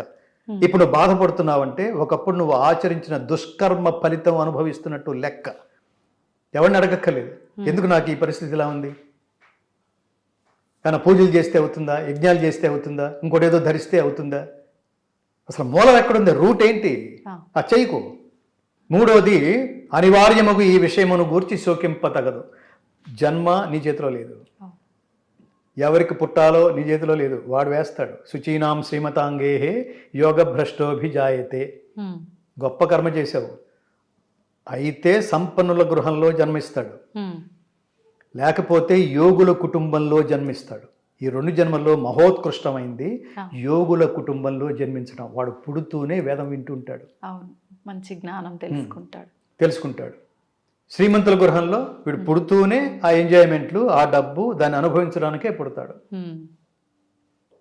మళ్ళీ కర్మలు చేసుకుంటాడు, అవే చేస్తాడు. ఎక్కడ పుడతాడో వాడి తండ్రి సంస్కారమే వస్తుంటుంది. ఎందుకంటే పుడుతూనే పిల్లలు తల్లిదండ్రులు ఎందుకు సరిగ్గా ఉండాలంటే వీళ్ళు పుడుతూనే అబ్జర్వ్ చేస్తూ పుడతారు. అందుకనే నిరంతరం పిల్లల మధ్యన తిట్టుకోవటం, కొట్టుకోవటం, పిచ్చి పిచ్చి మాటలు మాట్లాడుకోవటం, లైఫ్లో మన భవిష్యత్తు కూడా ఇలాగే తగలడిపోతుందేమో అనిపించేట్టుగా పిల్లలు అనుకునేట్టుగా ప్రవర్తించడం, అలాంటివి చేయరాదు. ఏది నా ఇష్టం అనుకోవడానికి వీల్లేదు. కాబట్టి నువ్వు ఎవరికి పుట్టాలో పరమాత్మ నిర్ణయిస్తాడు, నువ్వు ఎప్పుడు పోవాలో పరమాత్మ నిర్ణయిస్తాడు. 2 నీ చేతిలో లేవు. నీ చేతిలో ఉన్నది ఏంటంటే చావు పుట్టుకల మధ్యలో ఉండే జీవిత ప్రయాణం. దాన్ని అందంగా సాధించు, అద్భుతంగా సాధించు, ఉన్నతంగా సాధించు, ఇతరులకి స్ఫూర్తిదాయకంగా సాధించు. మంచి సమాజ నిర్మాణం కోసం నిర్మాణం జరగడానికి ఇలాగే ఉండాలి అనే స్ఫూర్తిని సమాజానికి అందించగలిగేట్టుగా జీవిత ప్రయాణం సాగించు. అది చెప్తోంది గీత. ఇప్పుడు చెప్పండి, భగవద్గీత అన్ని కులాల వాళ్ళకి, అన్ని మతాల వాళ్ళకి, అన్ని దేశాల వాళ్ళకి అవునా కాదా? ఇది ఓన్లీ హిందువులకేనా? హిందువుల గ్రంథమా ఇది? లేదండి. సో అందుకని మిగతా మతాల వాళ్ళకు ఇన్ జనరల్గా అడిగే ప్రశ్న ఏంటంటే హిందువులకి పవిత్ర గ్రంథం ఏమి అని అడుగుతారు. అమాయకమైన ప్రశ్న. హిందువులకు ఒక పవిత్ర గ్రంథం లేదు, మిగతా మతాలకు ఎంత కొట్టుకున్నా ఒకటే గ్రంథం ఉంటుంది కాబట్టి దాన్ని పవిత్ర గ్రంథం అన్నారు. శభాష్. హిందువులకి రామాయణం పవిత్ర గ్రంథమే, భారతం పవిత్ర గ్రంథమే, బ్రహ్మసూత్రాలు పవిత్ర గ్రంథమే, ఉపనిషత్తులు పవిత్ర గ్రంథాలే, వేదాలు పవిత్ర గ్రంథాలే, భగవద్గీత పవిత్ర గ్రంథాలే, ఇది కాక పురాణాలు, ఇతిహాసాలు అన్ని పవిత్ర గ్రంథాలే. వాటి నుంచి నేర్చుకుని ఉన్నతుడు కావడానికి ఏ గ్రంథం అయితే ఉపయోగపడుతుందో అలాంటివి వేలల్లో ఉన్నాయి భారతదేశంలో. ఇప్పుడు కార్తీక మాసం నడుస్తోంది. దాని తత్వం ఏమిటో తెలుసుకుంటే బోధపడు. శివుడి తత్వం ఏమిటో తెలుసుకో. ఊరికే శివుడి విగ్రహం పెట్టుకుని ఆరాధించుకో, కృష్ణుడి విగ్రహం పెట్టుకుని ఆరాధించుకో. ఆయన తత్వం ఏమిటో తెలుసుకో. తత్వం ఏదైతే నువ్వో అది, ఆ నువ్వేమిటో, ఆ కృష్ణుడేమిటో తెలుసుకో. నమే ద్వేష్యోస్తి న ప్రియ. ఇది కృష్ణతత్వం. నాకు ఒకటి పట్ల ద్వేషం కానీ ఒకటి పట్ల ప్రియత్వం కానీ లేదు. ఎవడైతే ధర్మానికి దగ్గరగా ఉంటాడో వాడికి నేను దగ్గరగా ఉంటా. అది కృష్ణ సిద్ధాంతం. ఏది స్వార్థం కోసం చేయడు. నమే ద్వేష్యోస్తి న ప్రియ అన్నాడు చూడండి. లేకపోతే వాడి దగ్గరికి నేను వెళ్ళేది ఏంటి అనాలి కదా. దుర్యోధను దగ్గరికి వెళ్ళినప్పుడు ఆ కొలువులోకి వెళ్ళి ఏమంటారు, కృష్ణ రాయబారం జరిగిందని మనం మాట్లాడుకుంటున్నాం. వాడి దగ్గరికి ఎందుకు వెళ్ళి చెప్పాలి? వాళ్ళు ఆచరించారని తెలిసి ఈయనకి, చెప్పింది వినరని తెలిసి ఈయనకి. మొదట ద్రౌపదుడి పురోహితుడిని రాయబారిగా పంపించారు, అది కౌరవులకి నచ్చలేదు. వాళ్ళక్కడి నుంచి సంజయ్ రాయబారం నడిపించారు, అప్పుడు వీళ్ళకి నచ్చలేదు, పాండవులకు నచ్చలేదు. చివరికి ఫైనల్గా మనుషుల వల్ల అయ్యేది కాదు, పరమాత్మ నీ వల్లే సాధ్యం అంటే పరమాత్మకు తెలుసు, నవ్వుకున్నాడు. వాళ్ళు అదే చేస్తారు, చివరికి యుద్ధమే అని అనుకున్నా కూడా బాధ్యత. నీ మేలు కోరి చెప్తున్నానని ఎంత మాట అంటాడు శ్రీకృష్ణ పరమాత్మ దుర్యోధనుడు లాంటి దుర్మార్గుడిని. సో అట్లా అనమాట. అంటే వీటి పట్ల ఈ మధ్యన వచ్చిన సినిమాల మీద కూడా చాలా మంది కామెంట్స్ విన్నాం. మన కలికి కానీ, లేకపోతే పాత రోజుల్లో దుర్యోధనుని హీరోగా పెట్టుకుని చిత్రం భళ ఏమిటది, దుర్యోధనుడు హీరో ఎలా అవుతాడు? వేదవ్యాస భగవానుడు ఆయనే నలుగురికి డిజిగ్నేషన్స్ ఇచ్చాడు. ఆ డిజిగ్నేషన్ పేరేమిటంటే వీళ్ళు విలన్లు, వీళ్ళు ప్రతినాయకులు, వీళ్ళు దుష్టులు అని ఒక డిజిగ్నేషన్ ఇచ్చి ఆ నలుగురు ఆ దుష్టులు ఎంతమంది? నలుగురు. వాళ్ళ నలుగురికి కలిపి పెట్టిన పేరేమిటి? దుష్ట చతుష్టయము. ఎవరు? దుర్యోధనుడు, దుశ్శాసనుడు, కర్ణుడు, శకుని. అదే దుర్మార్గపు లక్షణాలు ఉండటం వల్ల శ్రీకృష్ణ పరమాత్మ నువ్వు ఇన్ని వేల సంవత్సరాలు నువ్వు అసలు ఒళ్ళంతా కుళ్ళిపోయి హిమాలయాల్లో ఉండు, ఈ యుగం అయిపోయిన తర్వాత కూడా అని పెట్టాడు ఒకడికి. ఎవరతను? అశ్వత్థామ. వీళ్ళందరూ హీరోలు ఎలా అయిపోతారు? చాలా పెద్ద పెద్ద, ఇప్పుడు మన పాపులర్ హీరోలకి అవి తగిలించేస్తే ఆ క్యారెక్టర్ హీరో అయిపోతుందా? వీళ్ళు తెలుసుకుని చేయాలి. ఏది చూపిస్తే అది కాదు. నాకేది తోస్తే అదే చెప్పి తస్మాత్ శాస్త్రం ప్రమాణంతే అని అర్థం. నీకు ప్రమాణం ఏమిటంటే శాస్త్రము. శాస్త్రం ఎవరు చెప్పారు? పెద్దవాళ్ళు చెప్పారు, యోగులు చెప్పారు, ధర్మజ్ఞులు చెప్పారు, పరమాత్ముడితో అనుసంధానమైన వాళ్ళు చెప్పారు, పరమాత్ముడితో సహగమనం చేసిన వాళ్ళు చెప్పారు. ఈ సహగమనం చేసిన వాళ్ళు ఎవరు? రాముడితో సహగమనం చేసిన వాళ్ళు ఎవరు? వాల్మీకి. కృష్ణుడితో సహగమనం చేసిన హిస్టారియన్ పేరేమిటి? వ్యాస భగవాన్. సో వాళ్ళు చెప్పిన మాటలు ఖచ్చితంగా ఆచరించవలసింది. కాబట్టి మృత్యువుకి జననానికి మరణానికి మధ్య జీవిత ప్రయాణం అందంగా, అద్భుతంగా, స్ఫూర్తిదాయకంగా ఎన్నేళ్ళు బతికామని కాదు. నీకు దీర్ఘ జీవితం కావాలా, దివ్య జీవితం కావాలా? శంకరాచార్య ఎంతకాలం ఉన్నాడు తల్లి? 32 ఏళ్ళు. స్వామి వివేకానంద ఎంతకాలం ఉన్నారు తల్లి? 39 ఏళ్ళు. వీళ్ళు మా నాన్నకి 90 ఏళ్ళు తెలుసా అంటాడు. ఇంకా ఎందుకు పోలేదనే మీనింగ్తో. ఎందుకు? ఎంతకాలం ఉంటే ఏమిటి? ఏం చేసావో చెప్పు. ఉన్న కాలంలో అది పదవైనా, నేను పదవుల్లో ఉన్న వాళ్ళకు కూడా చెప్తుంటాను. పదవిలో ఉన్నప్పుడు ఎంతకాలం చెప్పావు? పదవిలో ఉన్నప్పుడు హిందూయిజాన్ని ఏం కాపాడావు? పదవి అయిపోయిన తర్వాత మైక్ పెడితే ఇప్పుడు నీకు టైం పాస్ కోసం హిందూయిజం గురించి, అసలు హిందువులు మేలుకోవాలి అది కాదు. అది పదవిలో ఉన్నప్పుడు హిందూయిజం గురించి నువ్వేం చేసావు? సనాతన ధర్మాన్ని కాపాడడంలో ఎంత సమయం కేటాయించావు? అప్పుడు బిజీగా ఉన్నావు, ఏం చేయలేదా? ఇప్పుడు కేవలం నీ స్పీచెస్కి మాత్రమే పరిమితం అవుతావా? నీ బాధ్యత ఏం లేదా? ఎంతో కొంత స్వల్పమప్యస్య ధర్మస్య త్రాయతే మహతో భయాత్. ఇవి ఏదో తీగలాగితే నేను చెప్తుంటాను. తీగలాగితే ప్రశ్న చిన్నదే అనిపిస్తుంది, తీగలాగితే డొంకంతా కదిలినట్టు భగవద్గీతలో ఏ శ్లోకం, ఏ పదం కదిపినా అది జీవితం అంతా కదులుతుంది. అయితే ప్రతి ఒక్కరికి కూడా ఇప్పుడు సామాన్య మానవులకి కావాల్సింది ఓర్పు, సహనం. భగవద్గీతలో ఓర్పు, సహనం గురించి ఏం చెప్పబడి ఉందండి? గీత అంతా అదే. గీత నేర్చుకో, రాత మార్చుకో అని ఇందాక మనం చెప్పిన క్యాప్షన్స్ కానీ అసలు దానికి మొదట చెప్పింది శ్రద్ధావాన్ లభతే జ్ఞానం అంటాడు. అంటే అసలు జ్ఞానం తెలుసుకోవాలంటే ముందు ఓర్పు ఉండాలి కదా, సహనం ఉండాలి, నేర్చుకోవాలనే ఆసక్తి ఉండాలి. ఇప్పుడు నువ్వు అడిగిన పాయింట్ ఏంటి? ఓర్పు, సహనం గురించి. సహనం గురించి అడిగావు. అది ఉంటే ఏదైనా సాధ్యమే.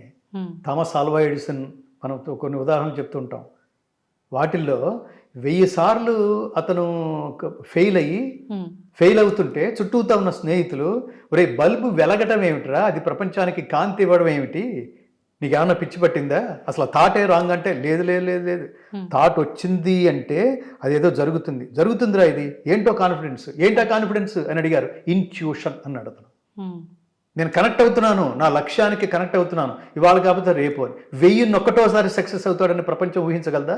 1000 సార్లు కృషి చేశాడంటే ఎంత ఓర్పు ఉండాలి. భారతదేశంలో ఒక గొప్ప పదం ఉంది, తపస్సు అన్నాం. వాడు ఖచ్చితంగా కూర్చునే ముందే ఎంత ధైర్యం, ఎంత నమ్మకం పరమాత్మ మీద. ఏదో నాటికి దేవుడు ప్రత్యక్షం అవుతాడు, వాడికి కనెక్ట్ అవుతాను. ఇంటెన్సిటీ పెంచుకుంటూ పెంచుకుంటూ పెంచుకుంటూ అలా మామూలుగా కూర్చున్నవాడు గడ్డాలు పెరిగిపోయినాయి. అలా తపస్సులో ఉన్నవాడు గాలివానలు వస్తున్నాయి, తుఫాన్లు వస్తున్నాయి, ప్రకృతికి చెల్లించట్లా. ఇంకా ఆ తపస్సు అంటే పరమాత్ముడితోనే యోగ స్థితి అంటాం దాన్ని. యుజ్యతే ఇది యోగ. యోగం అంటే కలయిక. ఈ జీవాత్మ పరమాత్మతో కలయిక కోసం చేసే సాధన పేరే తపస్సు. ఆ తపస్సులో కూర్చున్నప్పుడు ఇంకా ప్రపంచంలో ఏది, నీ క్రూర మృగాలు కూడా నిన్ను ఏమీ చేయవు. వాటి సహజమైన వాటి సహజమైన లక్షణాలను కూడా కోల్పోయి వాడు కూర్చొని చూస్తుంటాయి. వీడికి చాలా సంవత్సరాల నుంచి చూస్తున్నాం, వాడి అక్కడి నుంచి లేవట్లేదు, భలే ఉన్నాడని. ఏది నీ దగ్గర కూడా రాదు. వాటి పవర్ అలా ఉంటుంది. ఇది మనం చూస్తుంటే నేను ఇందాక చెప్పాను, I power, will power, tongue power అని. విల్ పవర్ ఎంత ధైర్యం మహాత్మా గాంధీకి, ఎంత ధైర్యం నేతాజీ సుభాష్ చంద్రబోస్కి.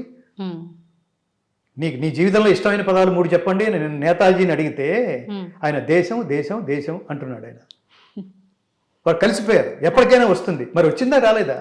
మరి అనుకున్నప్పుడు చాలామంది ప్రాణత్యాగాలు చేయలేదు. దేనికైనా శ్రేయాన్ స్వధర్మో విగుణ పరధర్మాత్ స్వనుష్ఠితాత్ స్వధర్మే నిధనం శ్రేయ పరధర్మో భయావహ. అట్టి స్వధర్మాచరణమున మరణము సంభవించినను మేలే. నేను మరణాన్ని కూడా లెక్క చేయను. అంటే ఆ స్థితికి వెళ్ళిన వాళ్ళకి మరణం అనేది చాలా తుచ్చం. అసలు ఆలోచనే తుచ్చం. ఎప్పటికప్పుడు పోతాం. పోయేటప్పుడు ఒక బ్యాగేజ్తో వెళ్ళాలి. ఆ బ్యాగేజ్ ఏమిటంటే కీర్తి. ఏమిటా కీర్తి అంటే నేను అనుకున్న లక్ష్యాన్ని చేరాలి. ఏమిటా లక్ష్యం, ఏమిటా కీర్తి అంటే ఈ దేశానికి స్వాతంత్రం రావాలి. నా వల్ల ప్రజల కళ్ళల్లో ఆనందం చూడాలి. ప్రజల కళ్ళల్లో ఆనందం చూడాలి, ఈ స్వేచ్ఛ చూడాలి, ఈ స్వాతంత్రం చూడాలి. ఇది ఒకవేళ మధ్యలో వెళ్ళిపోయినా నేను మళ్ళీ జన్మెత్తుతా, మళ్ళీ దీనికోసమే ప్రయత్నిస్తా. అసలు ఐడియాలజీ చూడండి, అవును. ఇందులో ఎక్కడా స్వార్థం లేదు. అదే పవర్. స్వార్థం లేనివాడే పవరు. నిజంగా అలా మళ్ళీ జన్మెత్తుతా అనుకున్న వాళ్ళు మళ్ళీ జన్మ ఎత్తి పోరాడే అవకాశం ఉంటుందండి. డెఫినెట్ గా ఉంటుంది. జన్మ చెప్తోంది కదా, కృష్ణుడే చెప్పాడు కదా, అర్జునుడు చెప్పాడు కదా. అర్జునుడు ఒక ప్రశ్న అడిగాడు. ప్రశ్న అడిగి పరమాత్మ, ఇది 4వ యోగంలో, ఇమం వివస్వతే యోగం ప్రోక్తవానహమవ్యయం వివస్వాన్ మనవే ప్రాహ మనురిక్ష్వాకవే బ్రవీత్ అని చెప్తుంటే, నీకేదైతే నిష్కామ కర్మయోగాన్ని నేను నీకు చెప్తున్నానో అది సృష్టి ఆదిలో నేను సూర్యుడికి ఉపదేశించా అని చెప్తుంటే, అర్జునుడు మనలాగానే ఒక క్వశ్చన్ వేశాడు, సూర్యుడికి ఉపదేశించా భలే కబుర్లు చెప్తావా నువ్వు? సూర్యుడి జన్మ బహుపురాతనమైంది, నీ జన్మ ఇటీవలది కదా. How can I believe that you told నిష్కామ కర్మ టు సూర్య అని అడిగాడు. దీన్ని ఎలా నేను నమ్మాలి అని అడిగితే, కృష్ణుడు గొప్ప మాట, కృష్ణ పరమాత్మ గొప్ప మాట అన్నాడు. దీనికి ఒకటే దృష్టాంతం. నీ జన్మలు, నీ ముందు జన్మలు ఏమిటో నాకు తెలుసు, నీ తర్వాత జన్మలు ఏమిటో కూడా నాకు తెలుసు, నా ముందు జన్మలు ఏమిటో కూడా నాకు తెలుసు, నేను ఏ పర్పస్ కోసం ఈ అవతారం ఎత్తానో కూడా నాకు తెలుసు. ఇవన్నీ వింటున్నాడు. ఇవన్నీ వింటున్నప్పుడు how can I believe that, మళ్ళీ ఏదో అడుగుతాను, మళ్ళీ ఏదో చెప్తున్నాడు. ఇక అడిగేవాడికి అడిగిన దానికి కన్విన్సింగ్గా చెప్తూ పవర్ఫుల్గా చెప్తున్నప్పుడు అడిగేవాడు ఈసారి ఆలోచించి అడగడం మొదలెడతాడు. ఎందుకులే దీనికి కూడా ఏదో చెప్తాడు. అవును. అట్లా 10 అధ్యాయాలు ఇదే కాన్సెప్ట్తో అప్పుడప్పుడు అడుగుతున్నాడు. 11వ అధ్యాయం ప్రారంభంలో అడిగాడు, నాకు నువ్వుగా లేదు, నేను అడుగుతున్నాను, నువ్వు చెప్తున్నావు, సంథింగ్ యువర్ ఏదో పవర్ఫుల్ లాగా అనిపిస్తున్నావు, నాకు నీ అసలు రూపం ఏమిటో చూడాలనుంది పరమాత్మ, ఆ చూసే అర్హత నాకుందని నువ్వు భావిస్తే నాకు నువ్వెవరో చూపిస్తావా అన్నాడు. అర్హత ఏమిటిరా? అర్హత లేకపోతే నేను నాతో ఎందుకు తిప్పుకుంటాను? నీకు 2 డిజిగ్నేషన్లు కూడా ఇచ్చాను, నువ్వు భక్తుడివి మిత్రుడివి అని చెప్పాను, నీకు చూపించకపోతే ఇంకెవరికి చూపిస్తాను? కాకపోతే ఇది చర్మచక్షువులతో దర్శించేది కాదు, ఇది ఈశ్వరీయమైన నా యోగ శక్తిని నువ్వు దర్శించాలంటే, నువ్వు కన్నులారా దర్శించాలంటే, ఆత్మదృష్టితో చూడాలంటే నీకు దివ్యం దదామితే చక్షు పశ్యమే యోగమైశ్వరం, ఈశ్వరీయమైన నా యోగ శక్తిని ఇప్పుడు చూడు. దేంతో చూస్తున్నావు? నేనిచ్చే దివ్య దృష్టితో. దివ్యం దదామితే చక్షు. సో దివ్య దృష్టిని ఇస్తున్నాను, చూడు అన్నాడు. అంత సినిమా లేదంటాం కదా. ఇప్పుడు మామూలు సినిమా కాదు చూపించింది, అర్జునుడికి చూపించాడు. అదే విశ్వరూప సందర్శన యోగం. నేను ఆల్రెడీ చాలా ఛానల్స్లో కూడా చెప్పాను. సో అది చూసి అర్జునుడికి ఎందుకు నా కోసం ఇంత టైం ఎందుకు స్పెండ్ చేస్తున్నాడు అని అర్థం చేసుకుని దాన్ని ఆచరించే ప్రయత్నంలో ఆచరించి విజయుడయ్యాడు అర్జునుడు. భగవద్గీత దేనికి చదవాలి అంటే, భగవద్గీత చదివితే ఏమొస్తుంది అనేవాడికి ప్రశ్న, ఏమొస్తుంది అనేవాడికి జవాబు భగవద్గీత విజయానికి విజయోపదేశం. అది విజయం చేకూర్చే ఉపదేశం. అర్జునుడు పురుష ప్రయత్నానికి నిదర్శనం, శ్రీకృష్ణ పరమాత్మ దైవానుగ్రహానికి నిదర్శనం. పురుష ప్రయత్నానికి దైవానుగ్రహం తోడైతే సర్వము అంతటా విజయమే. అది భగవద్గీత సారాంశం. దీన్ని ఎప్పటి నుంచి అలవాటు చేసుకోవాలి? జీవితంలో ఒక దశ నుంచి విజయం చాలా, జీవితం ప్రారంభం నుంచి విజయం కావాలా? ప్రారంభం నుంచి కావాల్సిందే. అందుకని తల్లులు బిడ్డలకి బాల్య దశ నుంచి రోజుకొక శ్లోకం చొప్పున తాత్పర్యంతో సహా పిల్లలకి భగవద్గీత నేర్పించండి. ఇతర దేశస్తులు నేర్చుకుంటుంటే మనకేమి తల్లి? నేను ఇన్స్పైర్ చేయడం కోసం దురదృష్టవశాత్తు ఇతర దేశస్తుల్ని ఉదాహరణగా చెప్పాల్సిన దుస్థితిలో ఉన్నాం మనం. మనం ప్రపంచానికి ఆల్రెడీ చెప్పేసింది తిరిగి మళ్ళీ వాళ్ళ ద్వారా చెప్పించుకుంటున్నాం. ఇదేంటది? అమెరికాలో న్యూజెర్సీలో శాటన్ హాల్ యూనివర్సిటీలో MBA చదివే స్టూడెంట్స్కి భగవద్గీత అనే course mandatory. Do you know that? ఆ కోర్సు పేరు ఏ జర్నీ ఆఫ్ ట్రాన్స్ఫర్మేషన్. జీవితంలో ఏం నేర్చుకోవాలో, ఏం నేర్చుకుంటే ఎంత సంపాదించవచ్చో మిగతా విద్యలు చెప్తాయి. నేర్చుకున్న దాన్ని ఎలా సద్వినియోగం చేయాలి, అసలు జీవితాన్ని ఎలా సద్వినియోగం చేయాలో చెప్పే సబ్జెక్టు భారతదేశంలో మాత్రమే ఉంది. That is Bhagavad Gita. Most powerful. మిగతా మత గ్రంథాలాగా మనుషుల చేత చెప్పబడలేదు ఇది, అవును. సాక్షాత్తు దైవం చేత చెప్పబడింది. దైవం అని ఊరికే ఎట్లా పడితే అలా అనేసుకోవడం కాదు. నువ్వు నాకు గురువు కాబట్టి, నువ్వు నాకు దైవం కాబట్టి, నాకున్న నాలెడ్జ్కి నిన్ను గురువు అనేసి, నిన్ను దైవం అనేసి అలా కుదరదు. ఇక్కడ ఆ దైవానికి ప్రదర్శన ఉంది. నువ్వేమిటో నిరూపించుకో అంటే విశ్వరూపాన్ని చూపించాడు పరమాత్మ. ఇట్లాంటి కాన్సెప్ట్లు కానీ, ఇట్లాంటి ప్రదర్శనలు కానీ, ఇట్లాంటి ఉపదేశాలు కానీ ప్రపంచంలో you cannot find anywhere in the world, in this globe, on this globe. చాలా సంతోషంగా ఉందండి. నిజంగా చాలా మంచి మంచి విషయాల్ని, అమూల్యమైన విషయాల్ని మా అందరికీ తెలియజేసినందుకు, తెలుసుకునే భాగ్యం నాకు కల్పించినందుకు ధన్యవాదాలు. జై శ్రీకృష్ణ. ఆయుష్మాన్ భవ. థ్యాంక్ యూ అండి.